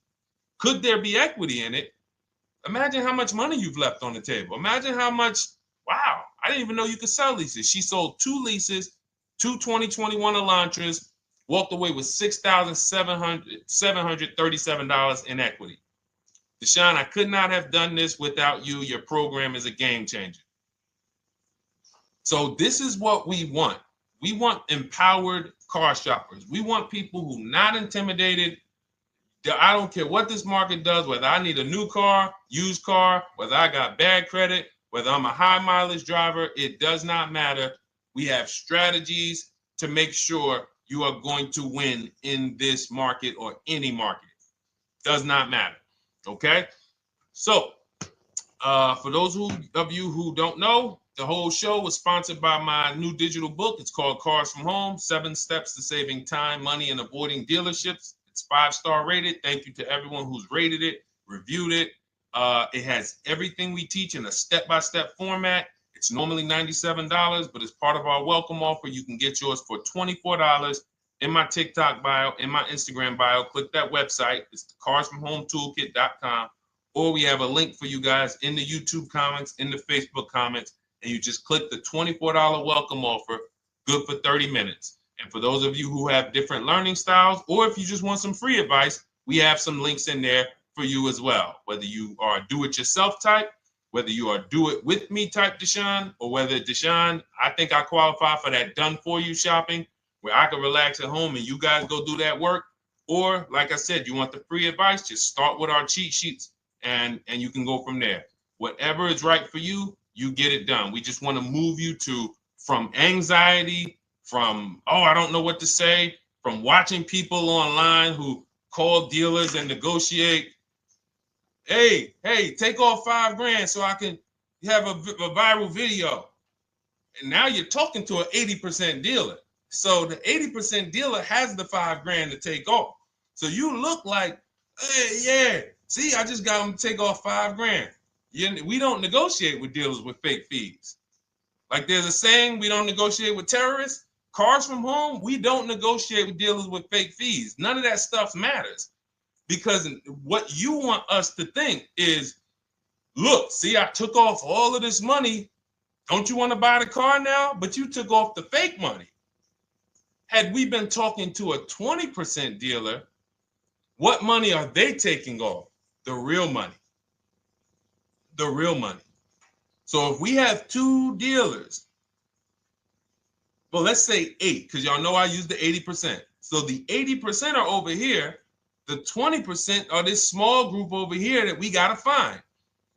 Now, the 80% are starting so high that when they take off all the money, it's fake money. We marked up our cars. We got platinum kits on them. We got the Hertz service plans on them, and the Simonized kit and the low, all of that stuff. Okay, so yeah, we done took off 5,000 for you, but 4,000 of it was fake. Meanwhile, this 20%, they don't have the fake. So when they take off 4,000, it's real 4,000. And we over here talking to these people. Hey, take off all that fake money. See, guys, you can do this too. So listen, we bidding is the way to go. You cannot negotiate your way to a below market deal, but you can get bids and it will make your life easier. You'll start to enjoy your car shopping.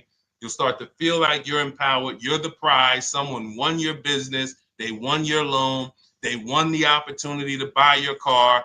You are the prize. So that's what it's about. So we are here Monday through Thursday, 12 noon. Make sure you meet us live or tell your friends and family who are shopping, hey, hop on this show. We're live on TikTok, Instagram, Facebook, and YouTube. But we will broadcast the show for the rest of the day. So those who want to catch up on some things that you may have missed, or if you just jumped on and you're like, whoa, man, I missed a lot. We'll rebroadcast this show for the rest of the day. But tomorrow we'll be back, which will be Tuesday, May 6th, 12 noon. Meet us here live. Thank you so much. Welcome to the new followers. Thank you to everyone who gave me gifts. Thank you to everyone who bought a book. Thank you for those of you who are in Shop with Deshone. I look forward to your success stories. Always a pleasure.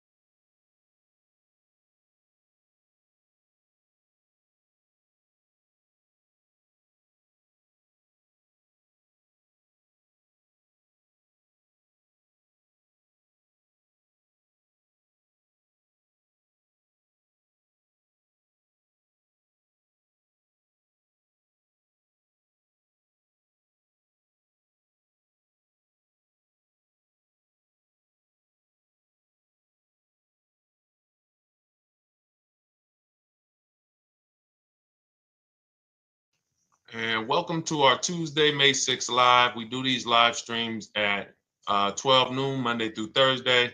I am your host, Deshone the Auto Advisor. And for those of you who've never met me, I have devoted the last 4 years to teaching people how to get the best deals on cars and to learn all the mistakes that the industry, the car industry, would love for you to continue making, because they make a lot of money when you make mistakes. And so what we do here is we really just do questions and answers. I will teach on various topics that I feel are widely misunderstood, like the subject of leasing. And some of you who are new here, if you've never been here before, could you type a 1 in the chat if this is your first time on a stream? We do these streams about 60 to 90 minutes. And if you're going to get the most out of them, we just ask that you lock in, that you focus, because we will be talking about $1,000 mistakes. Nothing here that we'll be talking about over the next 60 to 90 minutes is hundreds of dollars. You know, I'm not looking to, have you spend some time with me on a Tuesday to talk about how to save hundreds of dollars. No offense, I'm sure that's important to some people, but we are here to talk about things that are affecting your bank account by the thousands every year. And so if you got some time, I would love for you to hit the like button, like wherever you are, and let's just tap in. You can start to type your questions. This whole stream is sponsored by my new digital book. It's called Cars from Home, 7 Steps to Saving Time, Money, and Avoiding Dealerships. It's a digital book. It's 5-star rated. Thank you to everyone who's rated the book and reviewed it. And it's normally $97, but for the next 30 minutes while you're watching, you can grab your copy for 75% off. That's our welcome offer. We always like to reward people for taking action. So you can get your copy for $24 instead of $97. And you can just head to my TikTok bio. You won't leave the show, my Instagram bio, the Facebook comments, or the YouTube comments, and use that link to get your welcome offer, and you'll have everything we teach. So as we go through this for the next 60 to 90 minutes, if you're like, whoa, Deshone, this is a lot. Wow, this is a lot. You can grab the book and make sure you have everything that I teach and everything in a step-by-step format. Okay? So I have my man Dolan moderating. Good afternoon. Thank you, Johnny Miller. Good to see you, Lil G. Again, guys, we are live. This is our Tuesday, May 6th live. We're live every Monday through Thursday at 12 noon. But we do rebroadcast these throughout the day. For those who cannot make them, you can watch the rebroadcast, or if you got to go back to work, we'll be rebroadcasting it for the rest of the day until our show tomorrow. All right, so let's start with the questions. You can feel free to get into it. Okay, do you have to get the extended warranty? This is a great question. This is car specific. A Honda, Acura, Toyota, in most cases, have always had low cost of maintenance and their parts are inexpensive. When you're buying an extended warranty or you're considering it, it is a risk product. It's an insurance plan. So that means you can pay for something and not use it, just like car insurance. You don't necessarily use your insurance until you have an accident. Same thing with an extended warranty. It's an insurance policy. So what you're trying to do with any insurance is see what is the likelihood that what I'm paying for this is going to exceed the price if I did need to use it. So in the case of a vehicle, when you're trying to determine what should I get an extended warranty, there's 2 things that are important. Does this vehicle that I'm purchasing have a high likelihood of things going wrong?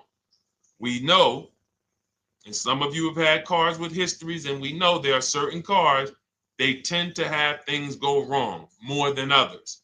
And what I like to do is go right to Google and type in repair cost, because this is the second item that we are looking at. We're looking at average repair cost. So if you're buying a 2010, a 2015 Nissan Altima, 2018, Hyundai Sonata, you go right to Google, you type in 2018 Hyundai Sonata average repair cost.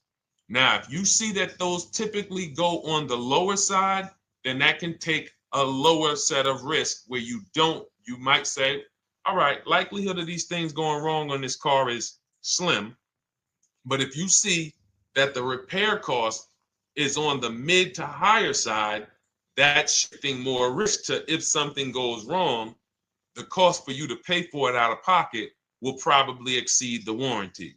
So when I work for Mercedes-Benz, who's new here? Type a 1 in the chat if this is your first time on a stream with us.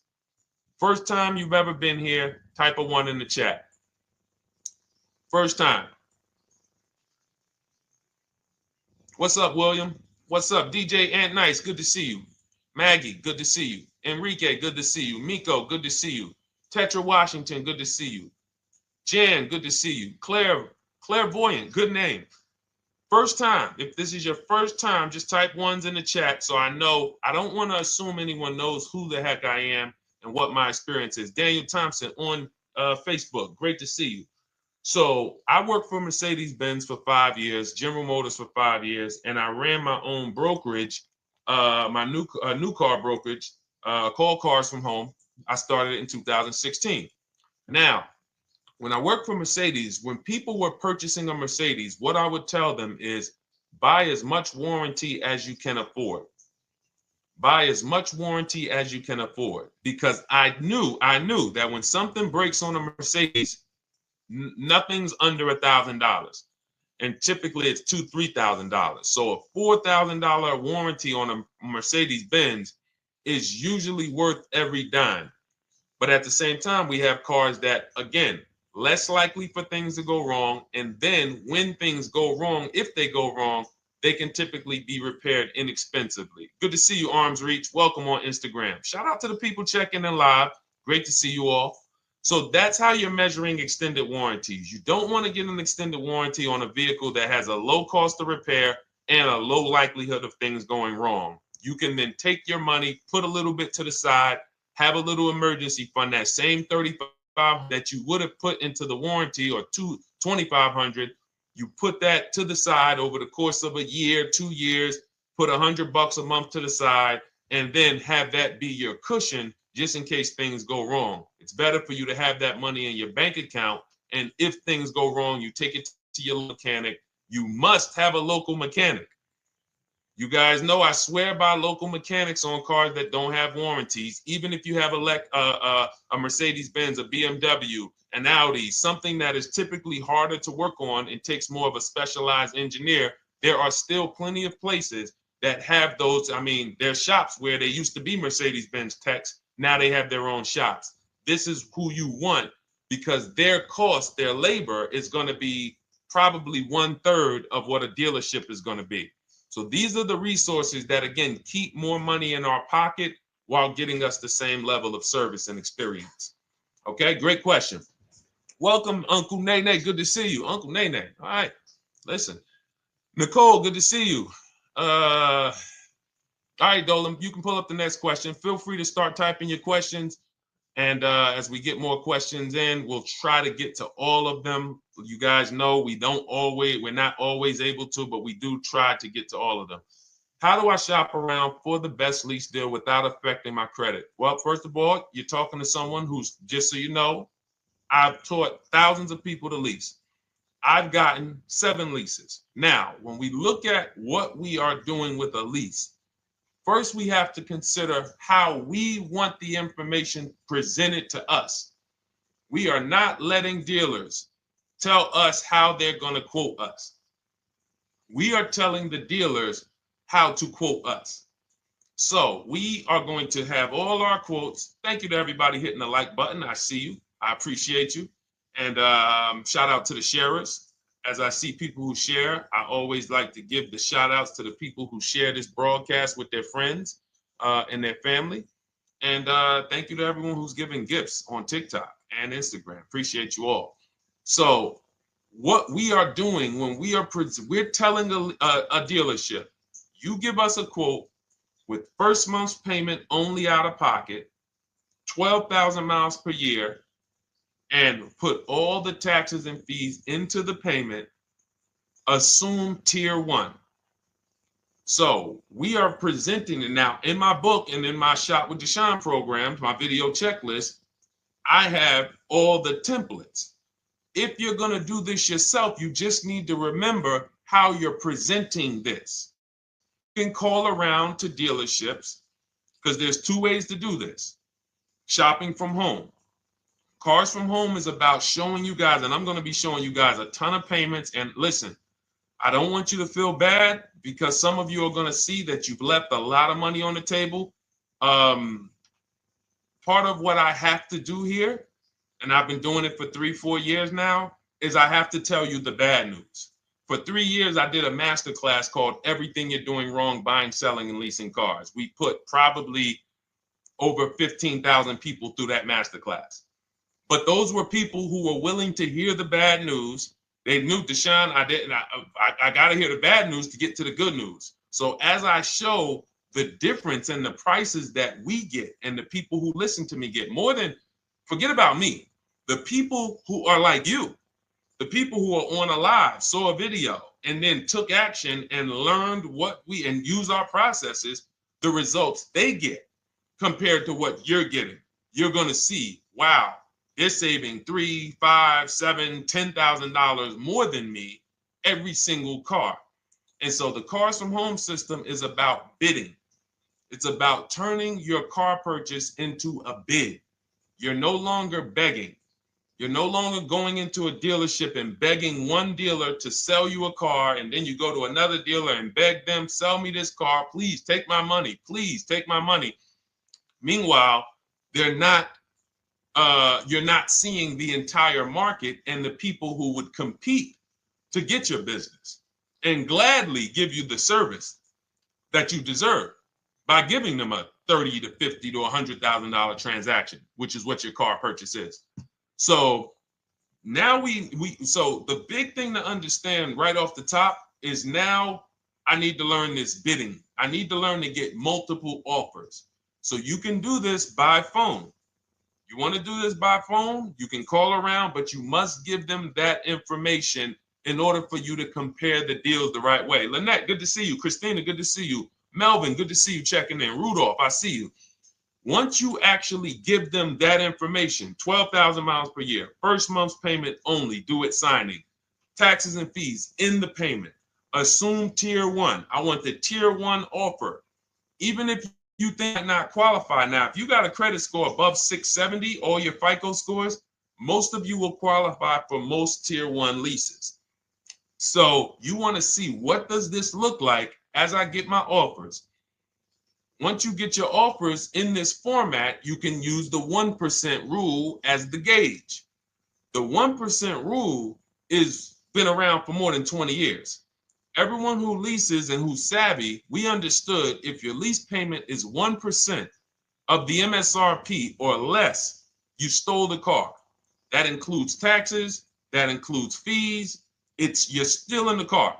So example, we're looking at a $30,000 car, Hyundai Sonata or a Hyundai Elantra, $30,000 car. When we shop all our offers, if that lease payment is $300 per month, with only $300 due at signing. In other words, I show up, here's $300. Good to see you, GDTV. Thank you for checking in on YouTube.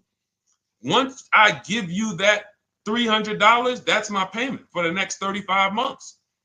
So that's a very, very low percentage of the car you're paying. It's a 1% rule. Now, in order to get a 1% lease, you need a great lease program, which means the bank has to be supporting the car, rebates, incentives, and then you need the biggest discount, the dealer who's going to give you the biggest discount. Now, one of those we can control. One of them we can't. Which one can't we control? And for those of you who are new here, we don't play around here. But my people who are moving, and again, I'll show you, like a lot of people, we got a lot of people who've been following us, using our processes. They're locked in.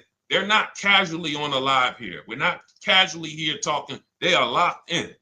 Like, boom, okay, I hear you. They're answering, they're typing, they're not, vacuuming in the kitchen and trying to hear. You can't do. We're talking about your second most expensive purchase of your life. It's going to be, you got to lock in. You got to challenge yourself to block out the distractions while we're on this stream, because this is your money. And if you don't take your money seriously, the car salesman will take your money seriously. Oh, I like that. Praise the Lord. God is good. You don't take your money seriously, the car salesman will take your money seriously. Man. So, all right, now somebody remind me the question I asked. I got so happy about that little catchphrase that I forgot who we were. So I know we were discussing, okay, we're talking about the 1% rule. So now, one of the things we can't control is the bank. We don't know what the lease payment, what the lease program is on a car. So when we shop cars, we are going to now look at multiple offers, and here's what you're going to see. Now, I'm going to show you an example of how we know or how we expose where the dealers are concerning pricing.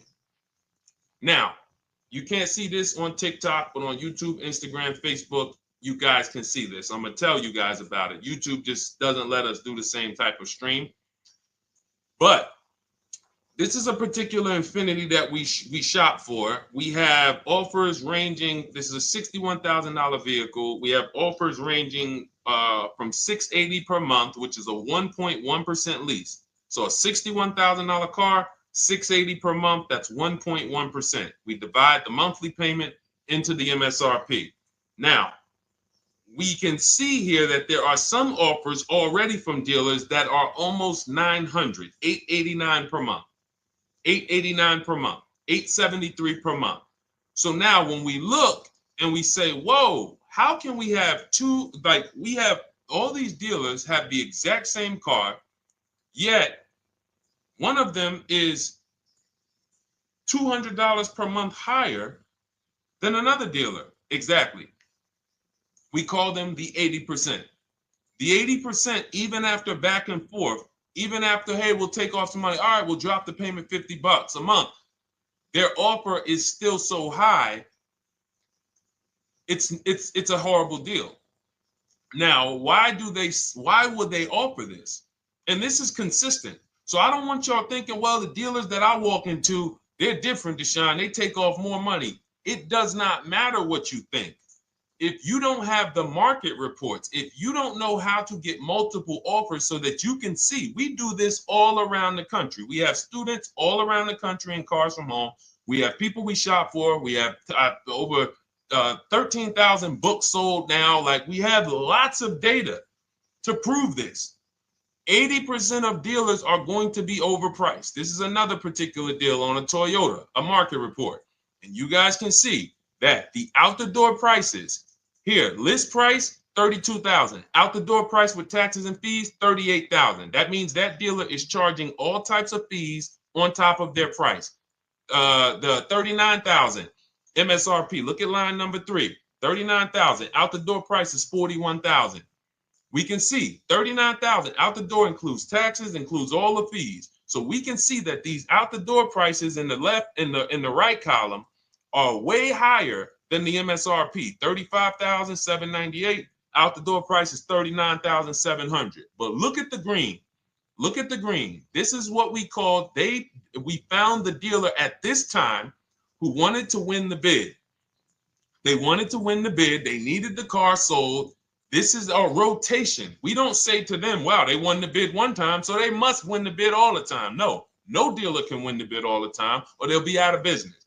But in this particular case, at this particular time, for this particular client, this dealer said, we're going to sell this car for that's $35,500, and out the door with taxes and all the fees, $34,994. That is a over $4,000 discount off this vehicle. When all the other dealers are, not only are they not giving you a discount, they're charging over list. And they might come and say, all right, we'll take off $500. We'll take off $1,000. We'll take off $1,500. They might start so high with you guys that you think, wow, they started up here and I talked them down. They took off $3,000 from me, but they already were $3,000 in fake fees, protection plans, and all of this padding, dealer adjustments, which is fake fees. So whenever they say, because the dealer gets a minimum of a 6% profit margin, from list to invoice, we have profit. From invoice to holdback to triple net, we have money. That's all the profit margin. On top of that, when we add a dealer adjustment, what we're saying is we're going to sell this car to someone who does not have the skills to find our competition. And they're going to come in, and if we got to take off $2,000 to make them think they won, this is what we're going to do. But what we do here, what people like Brian is going to do, look, just finalize my first ever lease using your system, 2025 Honda HRV, $30,000 vehicle, $395 a month payment. no money down. His initial quote was $434. He ended up using our calculator, which we have in our book and in our program. If we put all our offers into that calculator, it tells us what to counter. He gets that offer for $395. That's his deal. We look at somebody like Wendell. Look, thank you. It's the least I can say for your book, Cars from Home. We're still in the middle of the process. Just sold our car today, like 10 minutes ago, for 30% above value. Why? Because he got bids. Look, using the insights from your book. I've read the book multiple times and told many people about it because it's that good. It's so intuitive and insightful. We'll be moving to the next step soon, and I'll write again. So now you heard him say we're moving to the next step soon. Step 2 in my book is the equity assessment. That's when we get bids for the car we have. We get bids. You're going to go to, listen, you should never be trading your cars in. Let me ask you all a question. Do we get the most money for you name me one thing that we get the most money for that thing trading it.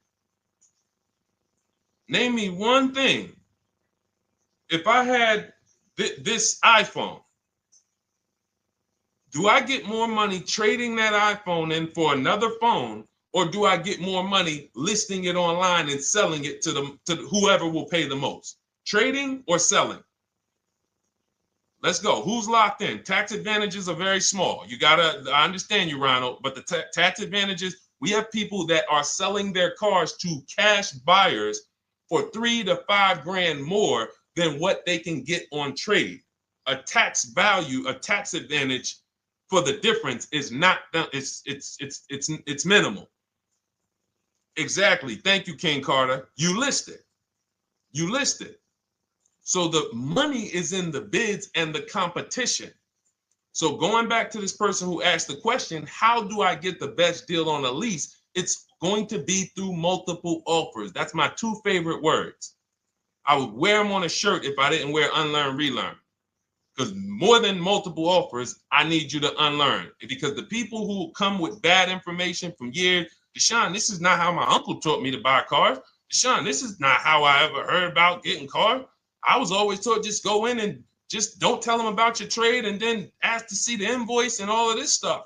That's what I was taught. Yeah, but you're not going to get the prices we're getting until you unlearn all of that bad information. Bidding is how we buy everything. When we go into the supermarket to get spaghetti sauce, all of those companies are bidding. They're bidding. Hey, listen, we'll sell you this for $3.99. Hey, we'll sell you this for $5.29. But we got a better product. We got quality. Look at us. Look, it's all bids. Everyone who wants to sell us something is competing, except car dealers. Y'all notice that? So the mindset that y'all got to have if y'all want to really win and save all of this money and get these huge discounts is I'm going to start purchasing and leasing cars like I buy other things. It's going to be a competition. And I promise you, your whole life is going to change. Your entire car buying experience will change forever. You will be sitting here just like my man Ken, graduated, $585 a month payment, no money down on his Nissan Murano Platinum, $50,000 vehicle. He's paying $585, no money down. $50,000 vehicle. How much would a $50,000 vehicle cost us on a loan if he purchased it? How much would a $50,000? Some of you know every $5,000 is how much per month. Let me see who's locked in. Who's locked in? Every $5,000 is how much per month on a loan. I see you, Daniel Thompson. Check in. Good to see you, Dane. Thank you for breaking it down with complete truth. Keeping eyes wide open to know what to exactly expect. There you go, Dane. Welcome. Glad to have you here. We do not play around when it comes to this. All I want you doing is winning with cars, in love with your deals every time you get a car. All right, nobody knows the 5,000. How much is every $5,000 on a car payment? Come on, y'all. These are principles we've been teaching. Thank you, Daniel. $100. Thank you. $100. So we always want to default to a 5-year loan. I'm going to tell you why. when you default to a 5-year loan, you're in a safe position. Now, defaulting to a 5-year loan means when I look at a $20,000 car, I'm thinking $400 per month. 5-year loan, every $5,000 is $100 per month. If worst case scenario, I'm trying to get a little bit more car, then I'll go to a 6-year loan, but that's the max. I'm not going past a 6-year loan on a car. That's like going to a 40-year mortgage on a house. They're available. It's not a good idea. So when we look at these, you say to yourself, wow, a $50,000 car, that should cost him, if he did no, remember, this is a no money down deal. We're just looking at how much money we're putting in these cars. That car would cost him about $1,000 a month if he purchased it, 5-year loan, no money down. Which is why when people purchase their cars, what do they typically do? Come up with a ton of money, 10 grand, 15 grand, 20 grand, because they're going to pay into that car to try to lower that payment, because that payment. But some of us who don't have the down payment, we're financing most or all of the car. But here's the thing. I don't want you to feel bad if you're one of those people who's like, Deshone, I really don't be having those down payments of 10 grand, 15 grand, but I want to drive something quality. Exactly, I hear you. Here's the bad part about the people who are putting 15 grand down on their cars, but they're breaking the 8-year rule. This is what we call in Cars from Home and everything I teach, the most important question is how many years are you going to keep this next car? If it's not 8, then we don't purchase those cars, because here's what happens with people who go into their bank account, slap $15,000 down in a car, and don't keep the cars 8 years. And if anybody's willing to be honest, they will confirm this right here on the stream. When they go to replace that car in 3 years or 4 years, they literally have a little bit of equity. Maybe they're just breaking even. They're not getting that 15 grand back. It's gone. It's gone. Anyone who puts 10 grand down on a car and then comes back in 3 years, 4 years, all right, I had the car 4 years, 5, listen, I'm going to switch this thing up. They still have a payment. They are barely breaking even.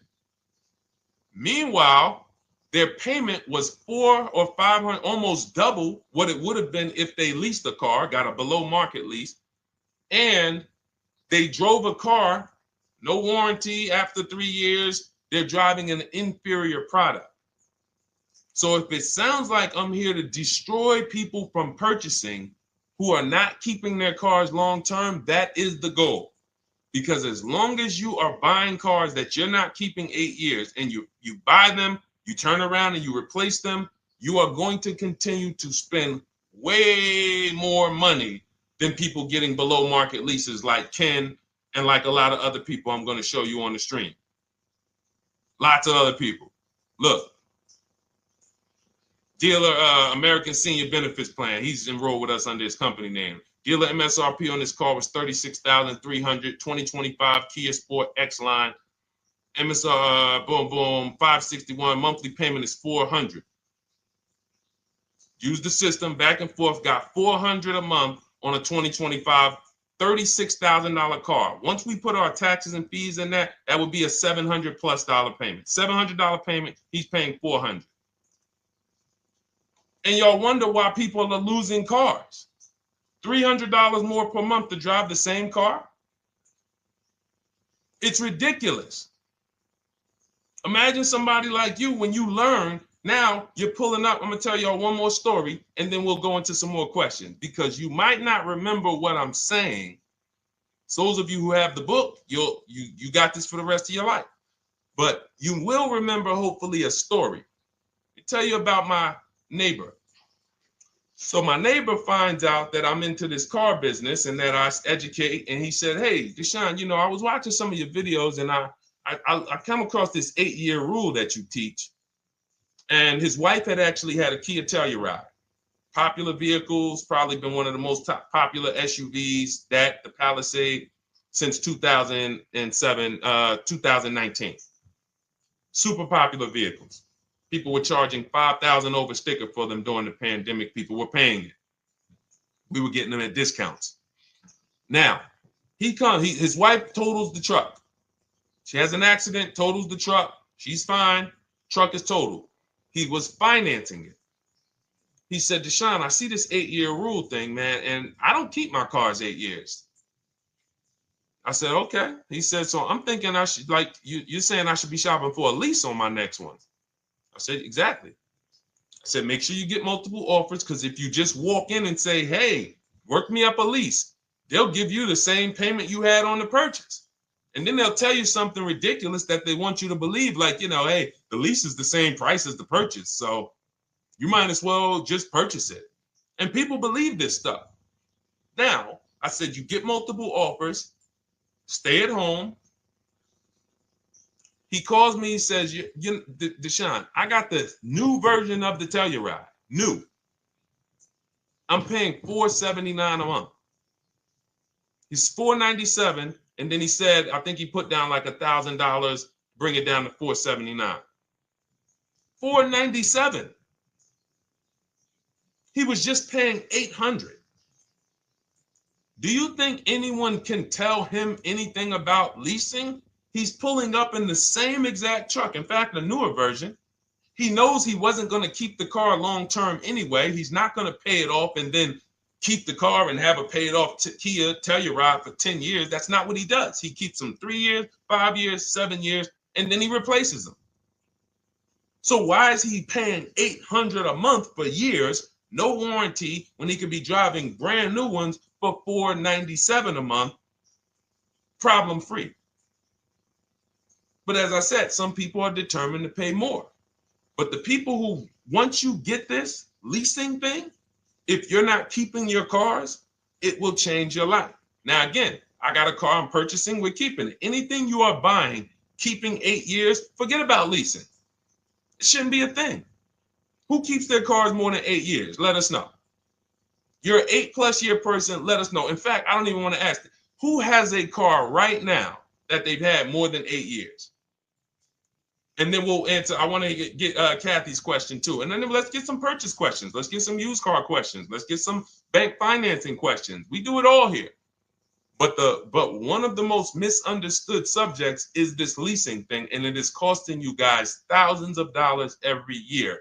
And you're driving old cars with no warranties, paying high payments on them because somebody told you you should be purchasing cars. I'm here to tell you they owe you money. They owe you money. All right? So who has a car right now that they've had more than 8 years? Let us know. How many years have you had it? And by the way, for those of you who just joined, this is our Tuesday, May 6th live. We are live every Monday through Thursday at 12 noon Eastern time. So for those of you who are here catching us live, that's when we're live. We will rebroadcast this and replay this show throughout the rest of the day for those who could not catch it, or if you had to jump off, go back to work. You're like, oh, I got to go back to work. You can catch it on the replay throughout the day. But we are live Monday through Thursday at 12 noon. So welcome to the people who are here. EJ, driving a lot of miles does not matter. Let me break this down for you. So right now, let's go to somebody who else has a lease. Let's look at, because who's heard with leasing you can't drive too many miles? Who's heard that, right? Type me if you've heard that. Let's go. Type me if you heard that. Come on, where's the locked in people at? I see Kathy, I see EJ, I see DJ Ant Nice, I see XP. All right, I see Mr. Slim. Welcome to the community. I see Rhonda. All right, where are the locked in people? Instagram, where we at? Locked in. All right, dang, I see you. Jamel. All right, perfect. So, Sherry, I see you. Sherry Baker on TikTok. So you've heard, oh, you can't drive a lot of miles with a lease. Let's be clear here. You choose the mileage on your lease.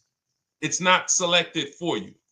In fact, the only time it is selected for you is if you don't realize you choose it.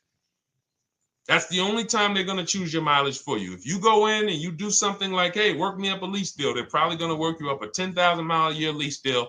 And they're probably going to say, hey, you need $3,000 down, and this is going to be your payment.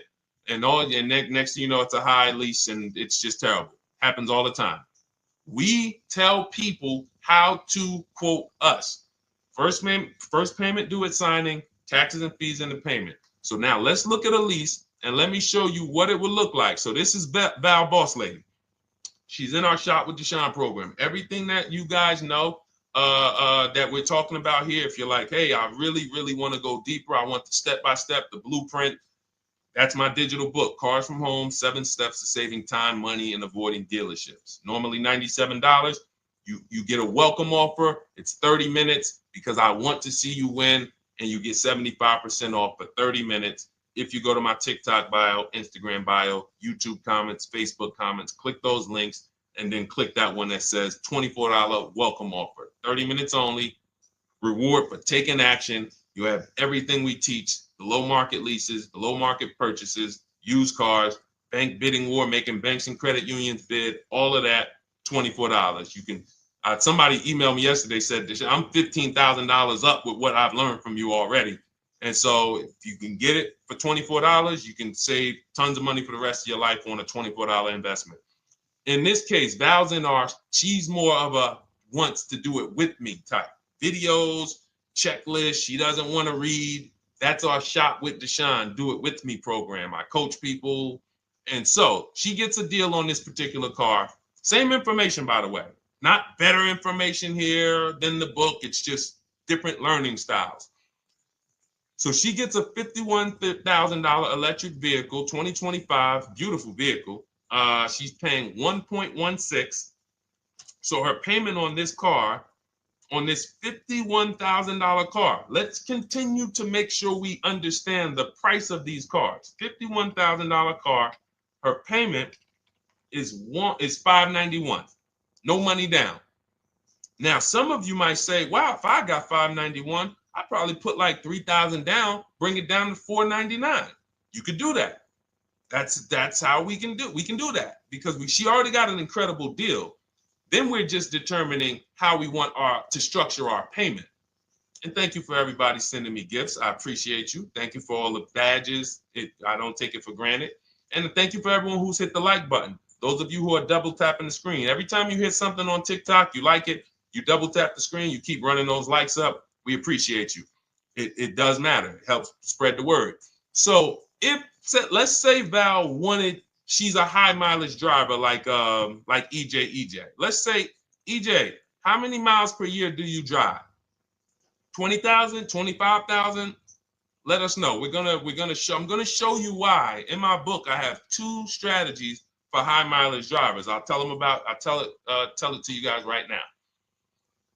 How many miles a year do you drive, EJ? 25,000, 20,000? Those are both high. Let us know. Or if anybody, else, because, anybody else who's a high mileage driver, let us know. How many miles? 26. All right. Thank you, EJ. So let's just round that to 25 for now. Let's just round that to 25. So let's say instead of her $591 payment for a $51,000 car, now you could shop for a $30,000 car and you can have a 1% payment. If it was, a similar deal, you'd be paying $300 a month. In her case, she has a $51,000 car. She probably wanted a nice SUV that looks beautiful, that some other people are paying $1,000 a month for. She's paying $591.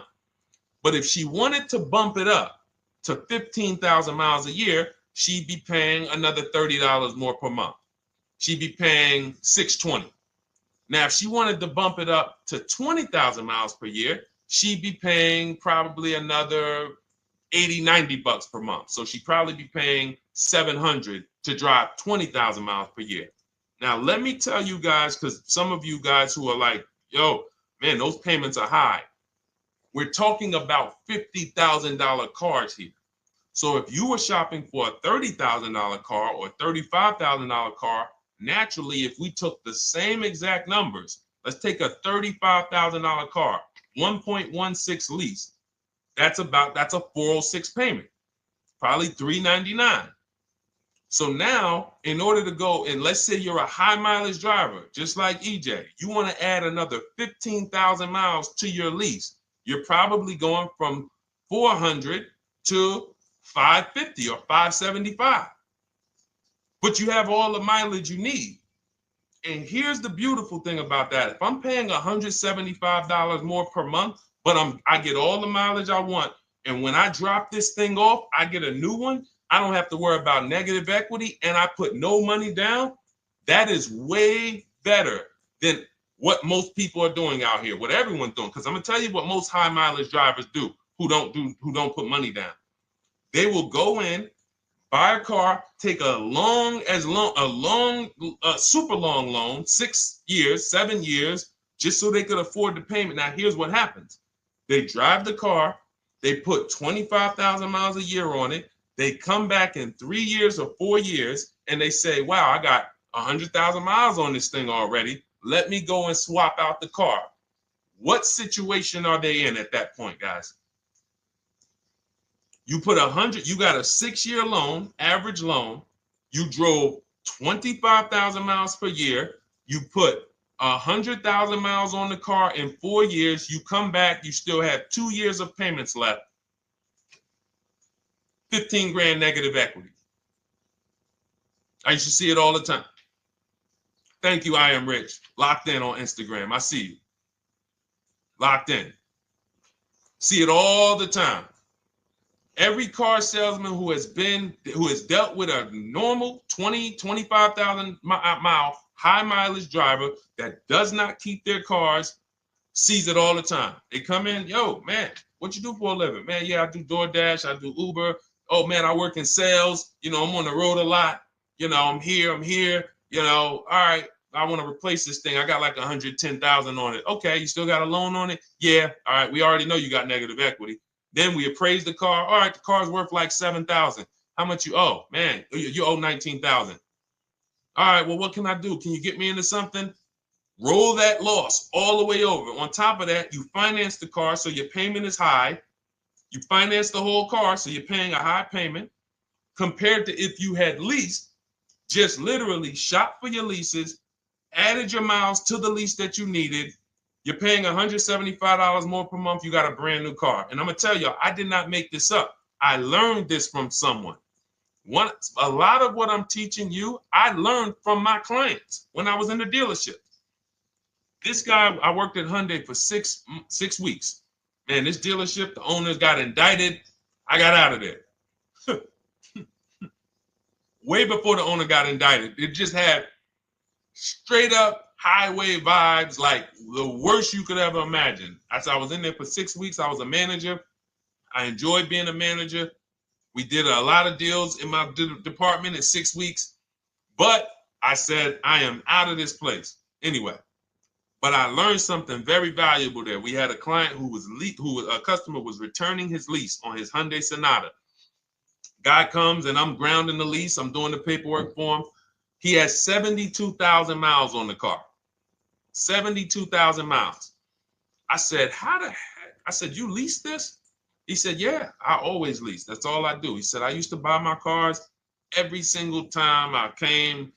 I had to put large down payments, 10 grand, and then I'm still having negative equity when I come to trade it in. I'm having high payments. It's ridiculous.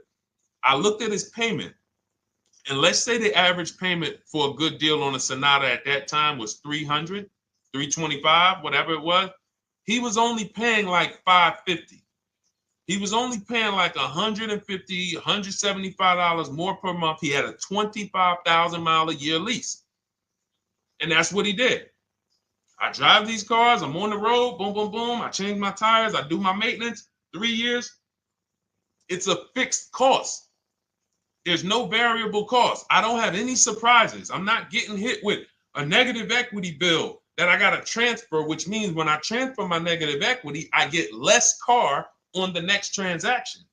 Because if I got to bring over 15 grand of negative equity, that's probably 300 a month that I'm paying for my old car when I get my new car. So if my new car was 400 a month, but my negative equity is another 300 a month, I'm getting less car for my money because now I got to take all those losses and bring them over to my new car. This is high mileage drivers and people who don't understand leasing. That's why you're losing so much money. And when you just flip the switch and realize Deshone is not talking to me emotionally, I am not talking to you about never do this, never do this, like these other people who say this, do this. This is how you buy a car. They never talk numbers. Y'all notice that? You notice that, right? You never hear them talk numbers. It's always never do this, always do this. This is the worst way to do this. This is the most expensive way to do this. This costs you the most money. They never talk numbers, though. That's why everything I do is to show you the numbers. Thousands of transactions since 2006 in the car business, helping people the last 4 years all around the country. This is the numbers that they might not understand. So if you're not keeping your car 8 years, it does not matter if you drive 20,000 miles a year, 25,000. You should be looking at a high mileage lease. Or my second strategy for high mileage drivers is this, because some of you want a nice car.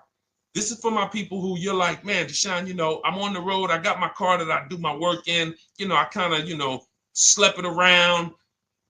I don't really want to lease something and then put, that wear on it. I got stuff. I'm throwing bags in the back, whatever it may be.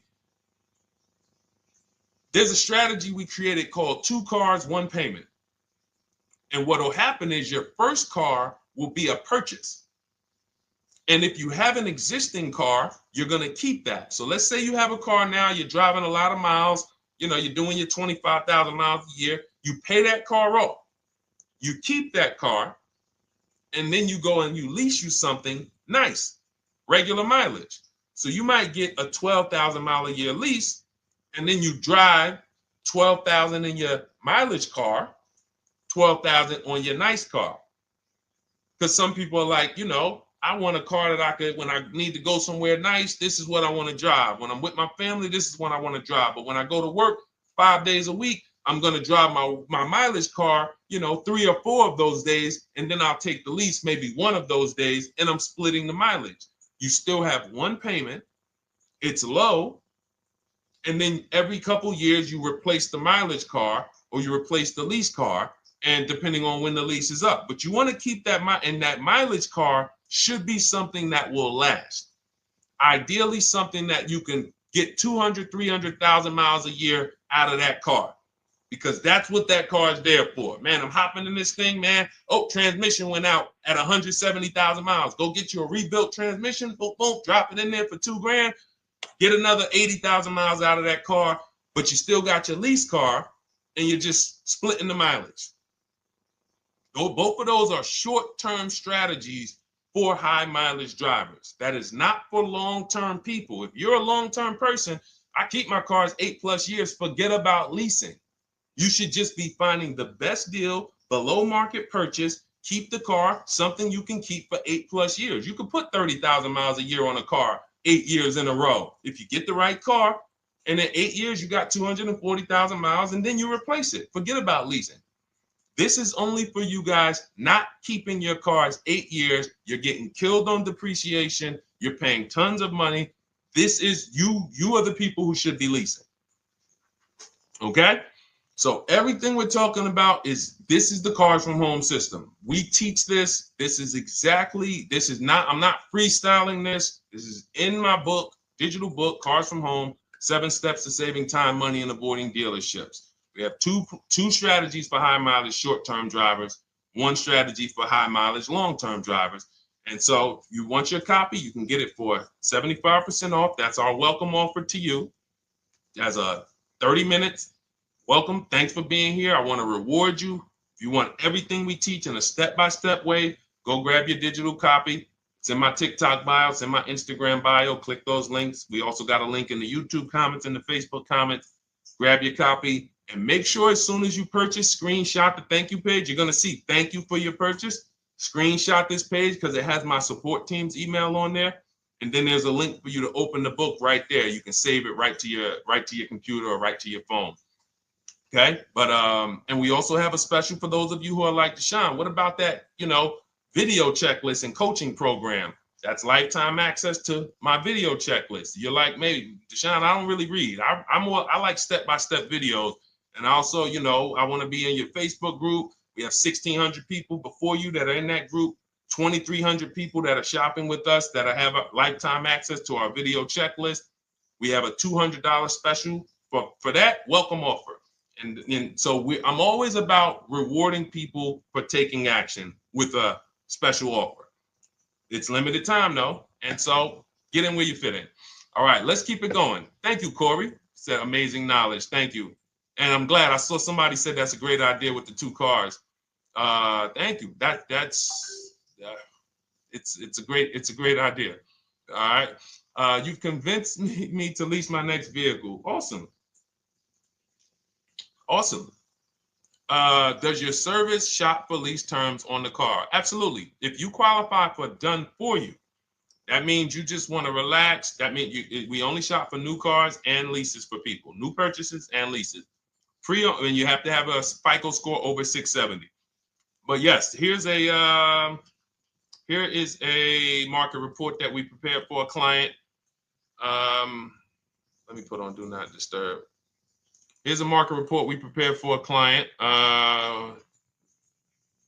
Okay, so I showed you that that's an affinity. We didn't even finish that. We had just started for this client. But this is, do I have one here? No.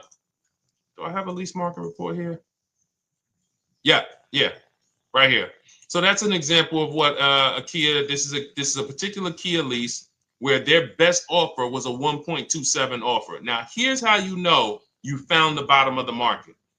And again, whether you're using the book or whether you're calling around, again, you can call around to do this. The key is not going into dealerships. You cannot do this going in.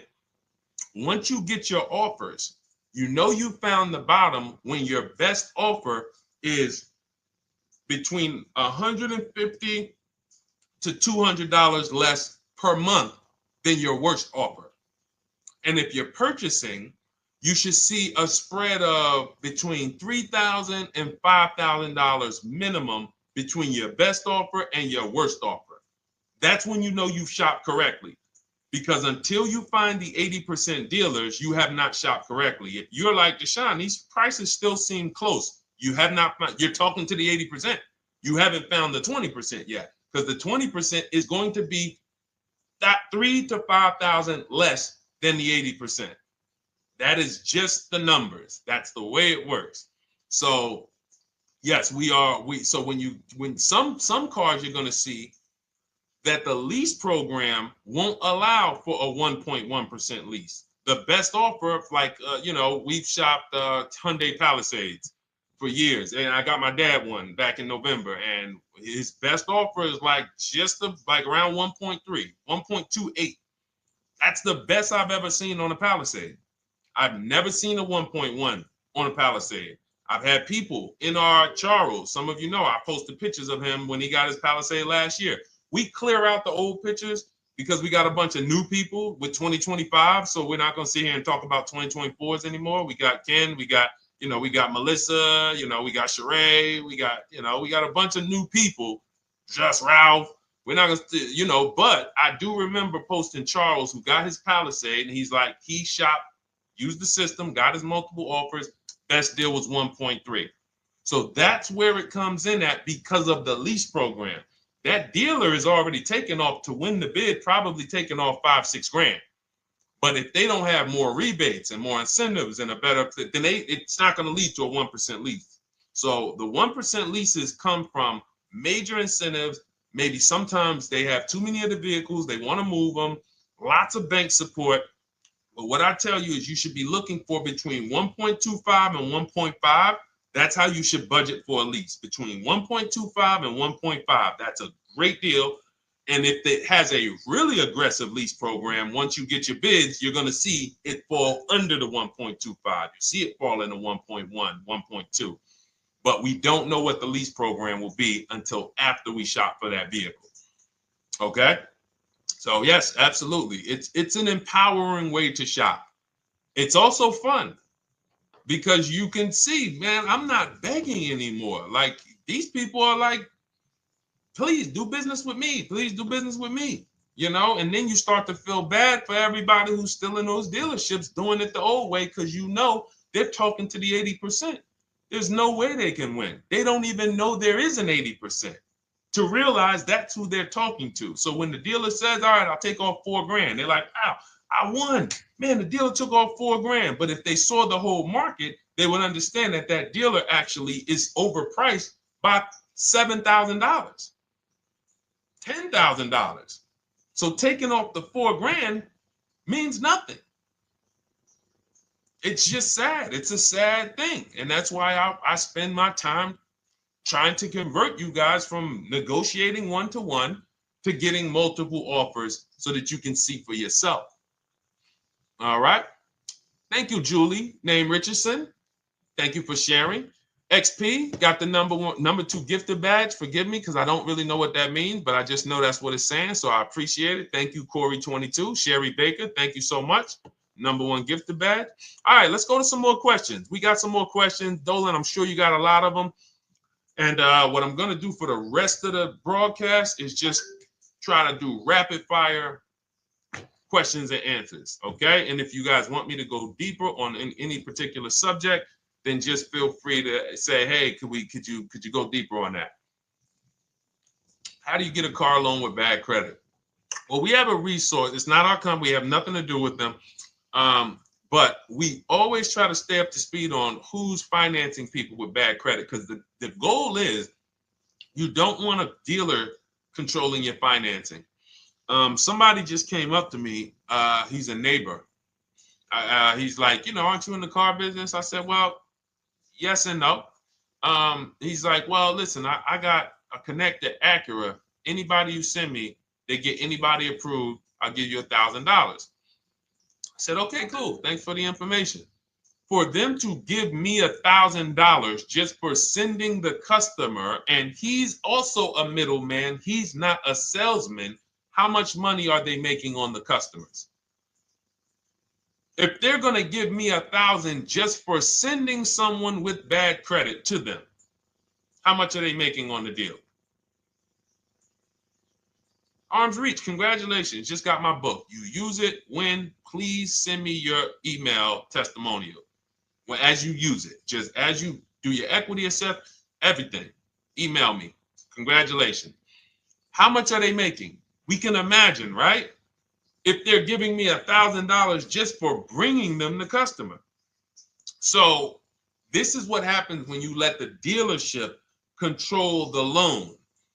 Because why do we separate? All right, I'm gonna break something down I call the 3 pillars of great car deals. Three pillars.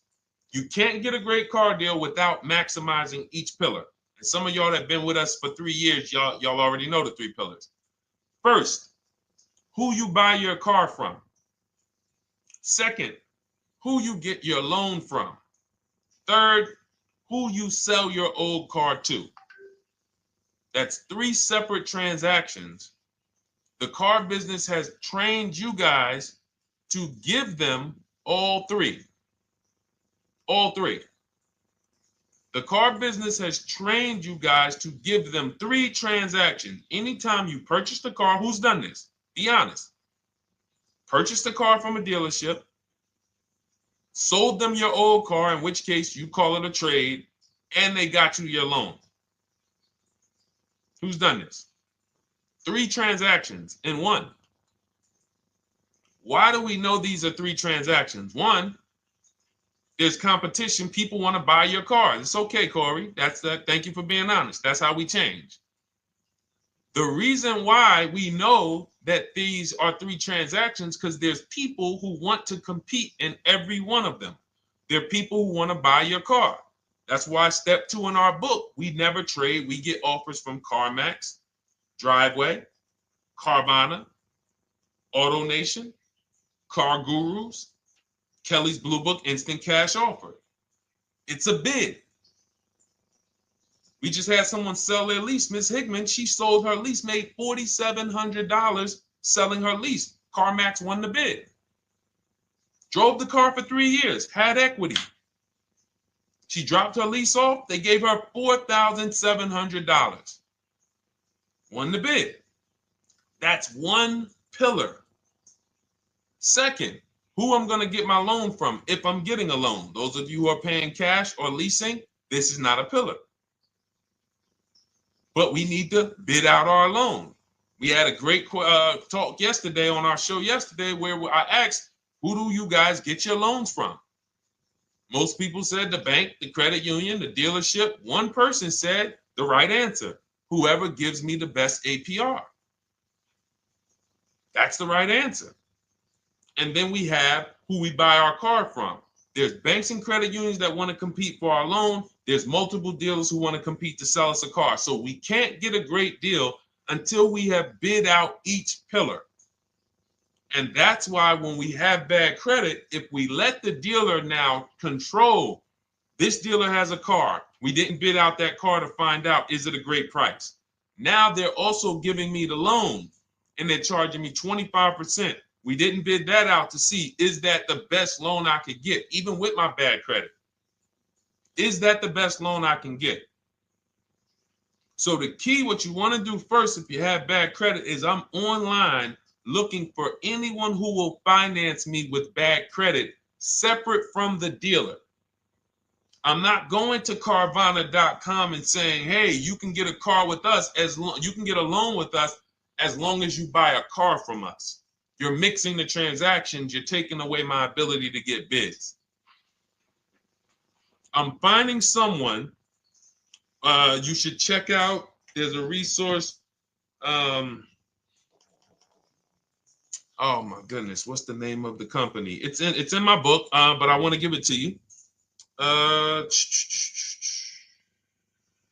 Goodness, it's slipping my mind right now. Send me an email or a DM, because here's the thing. If you use just that part and get the loan funded, but you don't know how to bid out everything else and structure your transactions, and are you keeping the car 8 years? Because if you're not keeping the car 8 years and you're like, Deshone, I hear you talking about leasing. I'm not keeping my car 8 years, but my credit's not good. The only purpose, if you telling me that I could be driving brand new cars for cents on the dollar, but I don't qualify right now, this car that I'm going to get is to set me up. So I'm not going to get a $30,000 car. I'm going to get me a $12,000 car, $10,000 car, the cheapest car I can get a loan on, so I can establish a payment history. And once I establish a 2-year payment history, yeah, I'm going to drive a car less than what I could drive. I got the money. I could afford more than this. But you're not setting yourself up for the right transaction.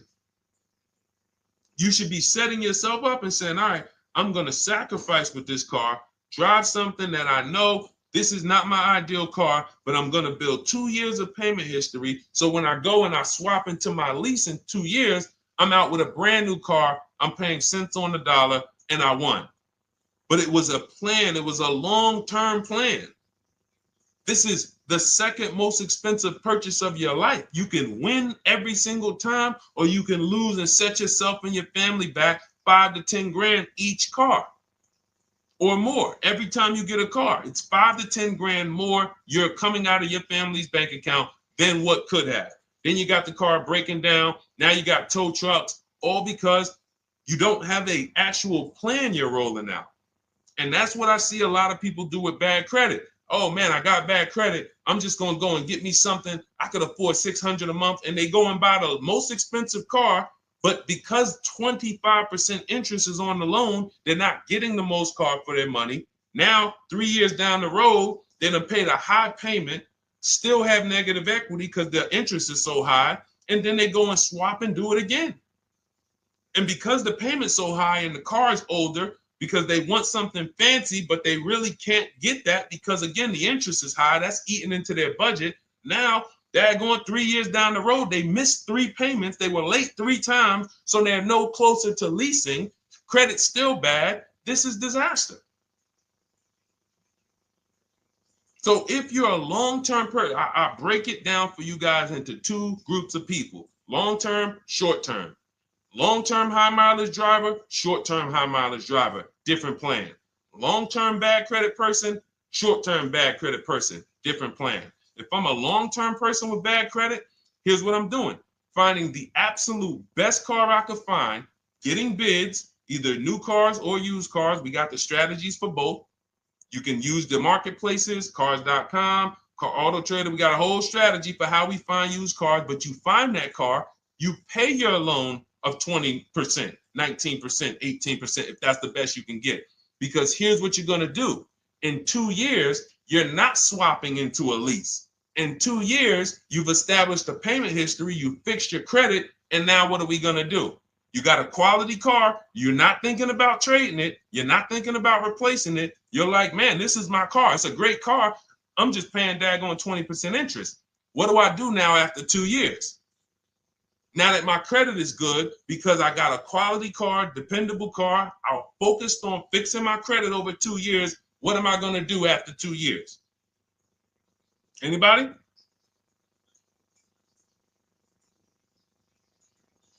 Thank you, Arms Reach. Refinancing the car. Exactly. Exactly. So that's the bad credit long-term strategy. Great car, dependable car, car's not going to break. This car is going to last me 10 years. Right now, when I bought it, 20% interest rate. That was where my credit was. But I worked on my credit. Boom. I'm a 690 now. I'm a 720 now. I'm refinancing that into a short-term, into a shorter-term loan, and I won. Pay this thing off, and I'm going to keep it. Nothing to talk about leasing. Leasing only comes into play where the 8-year rule is concerned. I'm not keeping this next car 8 years. I should be setting myself up to lease, or I should be leasing. That's how I'm going to save the most money, keep the most money in my bank account, have the best car. Not even close. Not even close. All the wins for the purchasers are after 8 years. People who are like, man, Deshone, I got a car, man. I had this thing 12 years, man. It's been paid off for 6 years. I ain't had a payment. I love it. Long-term purchaser. You won. You won. Who's in that situation? Who has a car outside that they've had for more than a decade? Paid off. You can give it to your son. You can give it to your daughter. It's an extra car. That's purchasing. That's the wins. That's what we call the reward stage of purchasing. But you got to get there. All right. All right, let's go. A lot more questions. We got probably another 20 minutes we'll stay on, so let's keep it moving. But again, Lend Buzz, that's the company. Lend, Lendbuzz. They started, I started seeing them about 18 months, 2 years ago, and they were loaning to people with, international students, people who didn't have credit. You want to try to find a place that will fund you independent of the dealership. That is what your goal is at all times. Independent of the dealership. Here, you qualify based on your income and your credit. You qualify for $18,000. Go find a car now.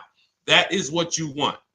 You don't want people mixing the bank loan with the car and two pillars that they are controlling. We're controlling the price of this car. We're controlling your interest rate.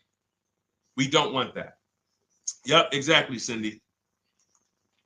For those who just joined, this is our Tuesday, May 6th live. We do these lives Monday through Thursday at 12 noon, so you can tell your friends, family.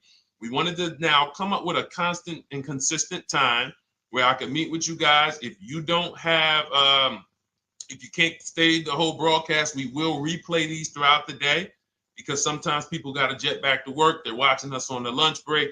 You can catch up on the whole rest of the show throughout the day, all the way up until tomorrow, and then over the weekend, we'll play a whole compilation of all the shows for people who really want to dig in and hear all the questions that we answered throughout the week on, Monday through Thursday. But if you want to join us live, set your calendar, set an alarm, meet us on any channel. We're on TikTok, Instagram, Facebook, and YouTube on the Deshone the Auto Advisor channels, 12 noon, Monday through Thursday. All right. Let's go. Next question, Dolan. All right. What are your thoughts on purchasing used versus new? It's a great question, Kathy. For me, it's a matter of budget and values. It's only a matter of values if you can afford both. So if you can get everything you want in a new car for your budget, everything you want, everything that you need, and you can afford it in a new car, you have the option to choose both. So it becomes a matter of values. In my book, I teach, are you a person who's like, I want to reward myself. I only get a new car every decade. I'm going to keep this thing 10 years. I want the latest and greatest. Therefore, I'm going to shop and get the best offer, get me a below market purchase. Because y'all notice I always put in a caveat of a below market purchase, below market lease. That's all we're talking about here with Cars from Home. That's all we're talking about. You need to, every purchase you make or lease you get, you want it to be a below market lease or purchase. So now, if I could afford both, is it I'm going to reward myself with a new vehicle, or do I have these other values where I actually want to knock 20 to 30 to 40% off the price to get even more for my money? So that's really up to you if you can afford both. There's no right or wrong there.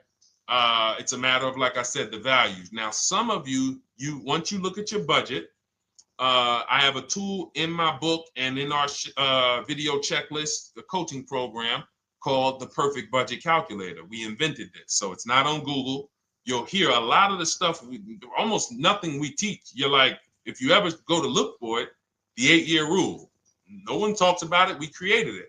This is our intellectual property that we created to teach you guys to create these boundaries, the rule of 72 and the 10th birthday, 1.5% rule for overpaying for leases. These are all things that are absolutely proprietary to Cars from Home. But one of them is this Perfect Budget Calculator. Sometimes when we're factoring budgets with most calculators, they don't include fees that we know dealers have. And I'm talking about legitimate fees, tax, documentation fee, motor vehicles. So we're putting our budgets together, but we always get caught out there. Who's had that happen? You got it all figured out. You get to the dealership, you bought the car, and they're like, well, what are you going to do with the fees? Because you got $3,000 in taxes and fees. And you're like, whoa, where'd that come from? Sometimes they're lying and sometimes it's legit. But none of these calculators factor in the fees and everything like that. So we created this Perfect Budget Calculator that does.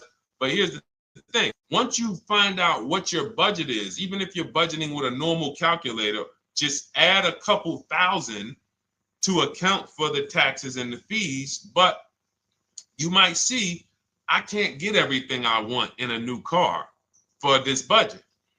Everything I need, I can't get for this $24,000, in which case I need to go and look for a pre-owned one. So that's why I said, in reference to your question, Kathy, what are my thoughts on purchasing used versus new? It's a matter of values and budget. Budget first, because budget will determine if you can afford both and get what you want. But if you can afford both and get what you want, then it's a matter of values. Okay? So again, everything we're going over is in my new digital book. It's called Cars from Home, 7 Steps to Saving Time, Money, and Avoiding Dealerships. It's 5-star rated. Thank you to everybody who has taken the time to rate it and review it on Goodreads.com. It means a lot. And we can't continue to get this information out without you guys. So we appreciate you. And you can get your copy instead of $97, you can get your copy for $24 as part of our welcome offer. So that's 75% off. If you go to my link in my TikTok bio, Instagram bio, the YouTube comments, and the Facebook comments, we have a link there for you guys. And you can grab it. It's a digital book, so you don't even have to wait. It'll be in your inbox by the time you jump off the stream. But make sure when you get it, you screenshot that thank you page, because it has my support team's email. Sometimes you may be rushing, you're trying to get back to the stream and you type your email in wrong.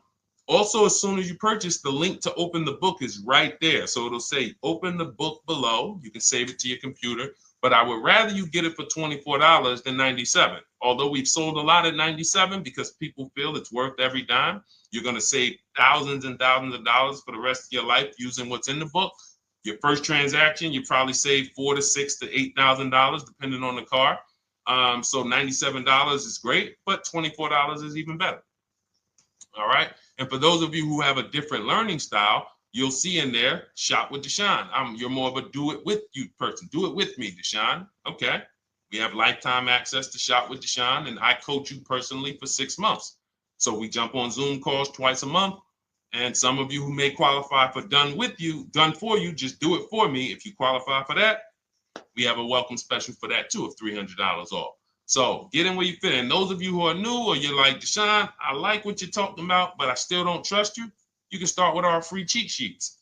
So just start somewhere so that you can start to reinvent how you're car shopping. Magley, how are you? Oh man, of course I remember you. Following for years. You actually were following me from the time God blew me up on TikTok. That was 2021. So I absolutely remember you and I appreciate you. And yes, it's so good to see you. Absolutely. Absolutely good to see you. All right, Dolan, we got a couple more questions. We got time for a couple more. Let's try to go as fast as possible. The discount for the book is not working. It says time ran out. It's 30 minutes. I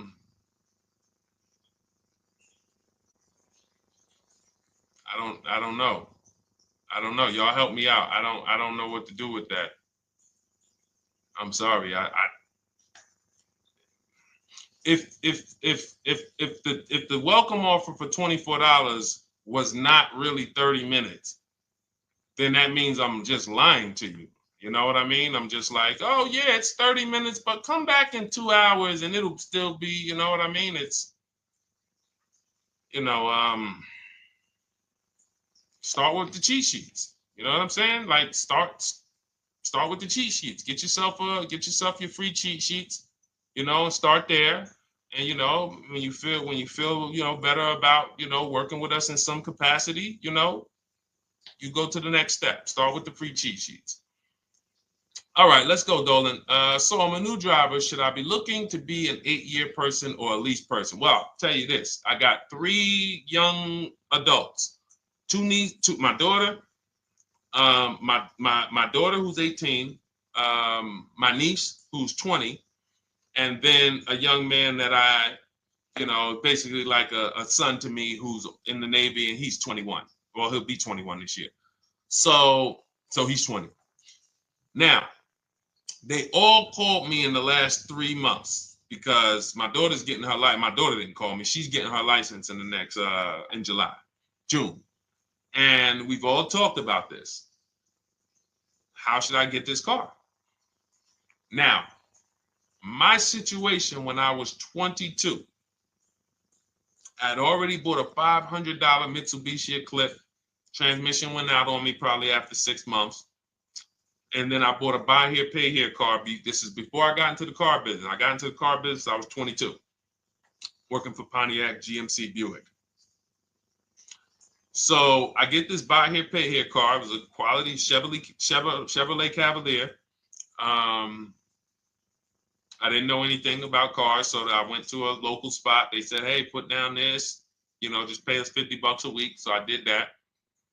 But 22, I had my daughter, and my boss says to me, hey, why don't you lease something? And I was already selling cars, but I just didn't think, could I even, qualify for a lease? I don't even know what I was selling them, but I'm just literally doing what most salesmen do. All right, he wants to lease. All right, what's the payment? Yeah, tell him it's this. All right, perfect. They said it's that. Oh, that's a little too high. All right, they said it's a little too high. All right, so that's what I was doing. I didn't really understand anything. That's most car salesmen. So I end up getting a Pontiac G6. I'm 22. I paid $256 a month. Now, it would have been less but I didn't get a tier 1 approval because I didn't have, I think my credit was like mid sixes at that point. And you know, you really want to be over 670 to get most of the tier 1 approvals. But it would only raise my payment maybe 25 bucks. Wasn't a lot. Now I'm 22. I'm driving a brand new 2007. It's still 2006. 2007. I'm pulling up, brand new car, full warranty, $256 a month. At the same time, I have a friend, got a vehicle, Toyota, financed it, went in. She had, you know, we had our, she had a young child, a little older than us, maybe 1 or 2 years older than us. And then she goes and she purchases a car, $500 a month. She didn't get ripped. That's what a $20,000, $22,000 car costs. She got a Corolla, $500 a month. We're 22. Plus insurance. This is enough to break a young person, young family. I'm paying $256, she's paying $500. That right there. When I tell people that story, it's amazing to me how many people will say, Deshone, when I got my first car, my parents took me out. We financed this car. We financed this. I was paying $400, $500, $600 a month. Whether the parents were paying some of it, or they were paying some of it, or they were paying all of it. Thank you, Kathy. Appreciate you sharing. So this is what all of them, all three, well, 2 of them, I don't know about the young man, because his parents,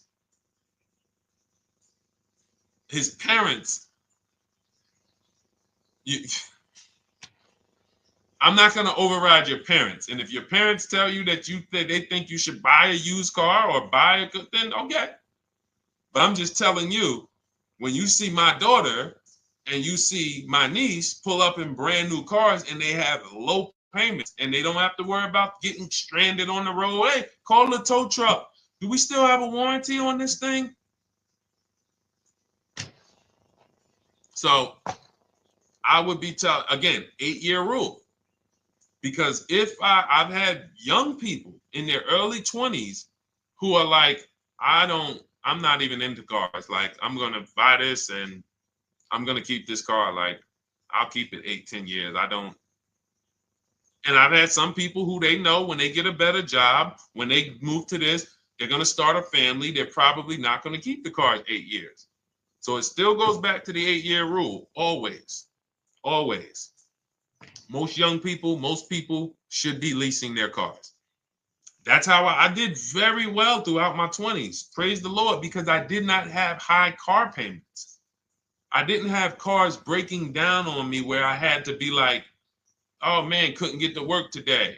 Not many 20-year-olds, 23-year-olds are keeping cars 8 years. So when you're putting them in used cars, you're really setting them up for failure in a lot of cases, compared to if they were just leasing, getting look, because some people be like, wow, are $300 car payments still out there? Oh yeah, they're still out there. Just you just are shopping for the right car. I know India had her look, Rosalie, she's in our done with you video checklist and coaching program, like Cars from Home. She's, you know, this is our Facebook group she's commenting from. 3 vehicles she got, all for her sons, all of them. A Nissan Rogue, $399 a month. That's a $36,600 car. She got a Mazda CX-30. That's a $28,200 car. Payments $339 a month. $339 a month. And then she got a Mazda CX-50 for her other son, $40,000. On top, we haven't even talked about the equity and leases and selling leases and, you know, really maximizing the equity, because she said she got $6,700 selling 2 of the old leases. $6,700. Drove the cars for 3 years, had equity, bid it out, sold 2 of them, $6,700. You're probably like, Deshone, I didn't even know you could sell a lease. My question is, how much has that cost you? So when you're looking at investing in anything we're doing, be it my book, be it Shop with Deshone, our video checklist and coaching, be it our Done For You program. One thing that we do covers everything. Your first deal, if you're moving, you're gonna be like, shoot, I got everything I just invested back times 10. That's what we hold ourselves accountable to. Just her equity alone, she made $6,700 selling 2 cars. Didn't even know I could sell leases, and I just put $6,700 in my pocket selling 2 leases. Whoa. So $300 payments. Those would be perfect cars for young people. $339, that's with no money down. Imagine if she wanted to put another $2,500 down, bring the payment down to, $275. This is the way to be moving. And those of you who are getting this, are you getting this? If you're getting this, type some dollar signs. Who's getting this? Who's getting this? Type dollar signs in the chat. Who's getting it? Let's go. Who's locked in? All right. I see you, Mario. I see you, Dane. I see you, Terry Carter. I see you. Who's getting this? Who else is getting it? Who else is locked in?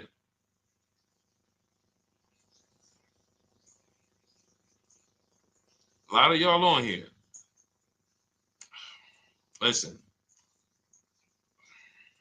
I see you, DJ and Nice. I see you, Arms Reach. And I can tell the people that's locked in because they be like, all right, Deshone, you said you're here for 90 minutes. I know we got about 3 minutes left. I mean, I'm hanging for this whole thing. I don't want to miss anything. Shout out to the people that are locked in. All right. Go ahead, Dolan. Should the out-the-door price include your trade? First of all, that's a curse word. All right, we're going to go back to that because I got out of saying that for a while.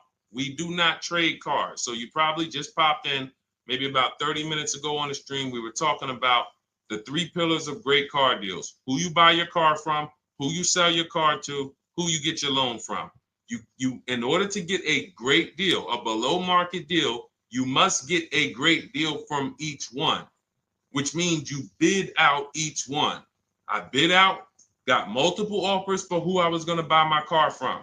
I got multiple offers for who I was going to get my loan from. I got multiple offers for who I was going to sell my car to. I bid out everything, therefore I got my great deal. If you bid out this, but you don't bid out this, and somebody you get an interest rate of 7.1 when you could have got an interest rate of 5.2, you lost $2,000. Depending on the cost of your loan, how much you're financing, you lost $2,000. Yeah, you did a bid on who you bought the car from, or you didn't bid out your trade, therefore you didn't find the highest bidder. You traded your car for 14. Another bidder would have paid you 18. You lost $4,000. So you got to bid out everything. That's why we do not trade. The only people that have to trade are people with a lot of negative equity who can't pay off the difference. And that's why I am the reason for negative equity is not understanding leasing. You buy your cars, take out loans, switch the car. Negative equity. It's literally the reason for negative equity is I should have leased, but I didn't. Now I have negative equity because I'm replacing this car with a loan still on it. So out the door price will not include your other car. And if I was trading a car, then yes, the out the door price would include the trade. But because we do not trade cars, our out the door prices don't include the trade. Let me show you an example of what our out the door prices look like. So these are some spreadsheets for our Done For You program where we shop for clients. You can see here, this is we shop for a Subaru for this particular client. In this case, look, and you can see the MSRPs for this car is an inexpensive car, $27,000, $26,000. Look at the out the door prices, 29, 30, 30, 29, 29. These are all out the door prices with the taxes and fees. So you can see these dealers are giving either no discount or a little discount. 27 out the door price is 30,000. But look at the winner. Look at the winner. This particular dealer won the bid at this particular time They're not going to win the bid all the time. In this particular case, they needed the unit. $27,900 is the MSRP. Out the door price is $27,463. The out the door price is lower than the MSRP. How? Because they took off almost $4,000 in discounts. Almost $4,000 in discount. So every time you shop for your used cars or new cars, this is how you should be shopping. If you're not leasing, this is how you should be shopping. I'm getting multiple offers, out the door prices, comparing who gave me the best offer. Who gave me the best offer? Oh, look, Daniel Thompson said, D, I'm bidding out to sell my car and got a $4,000 swing from the lowest to the highest bid. This is the people who you listen. If I can bring them on and have them talk, they would be talking to y'all about how different this is.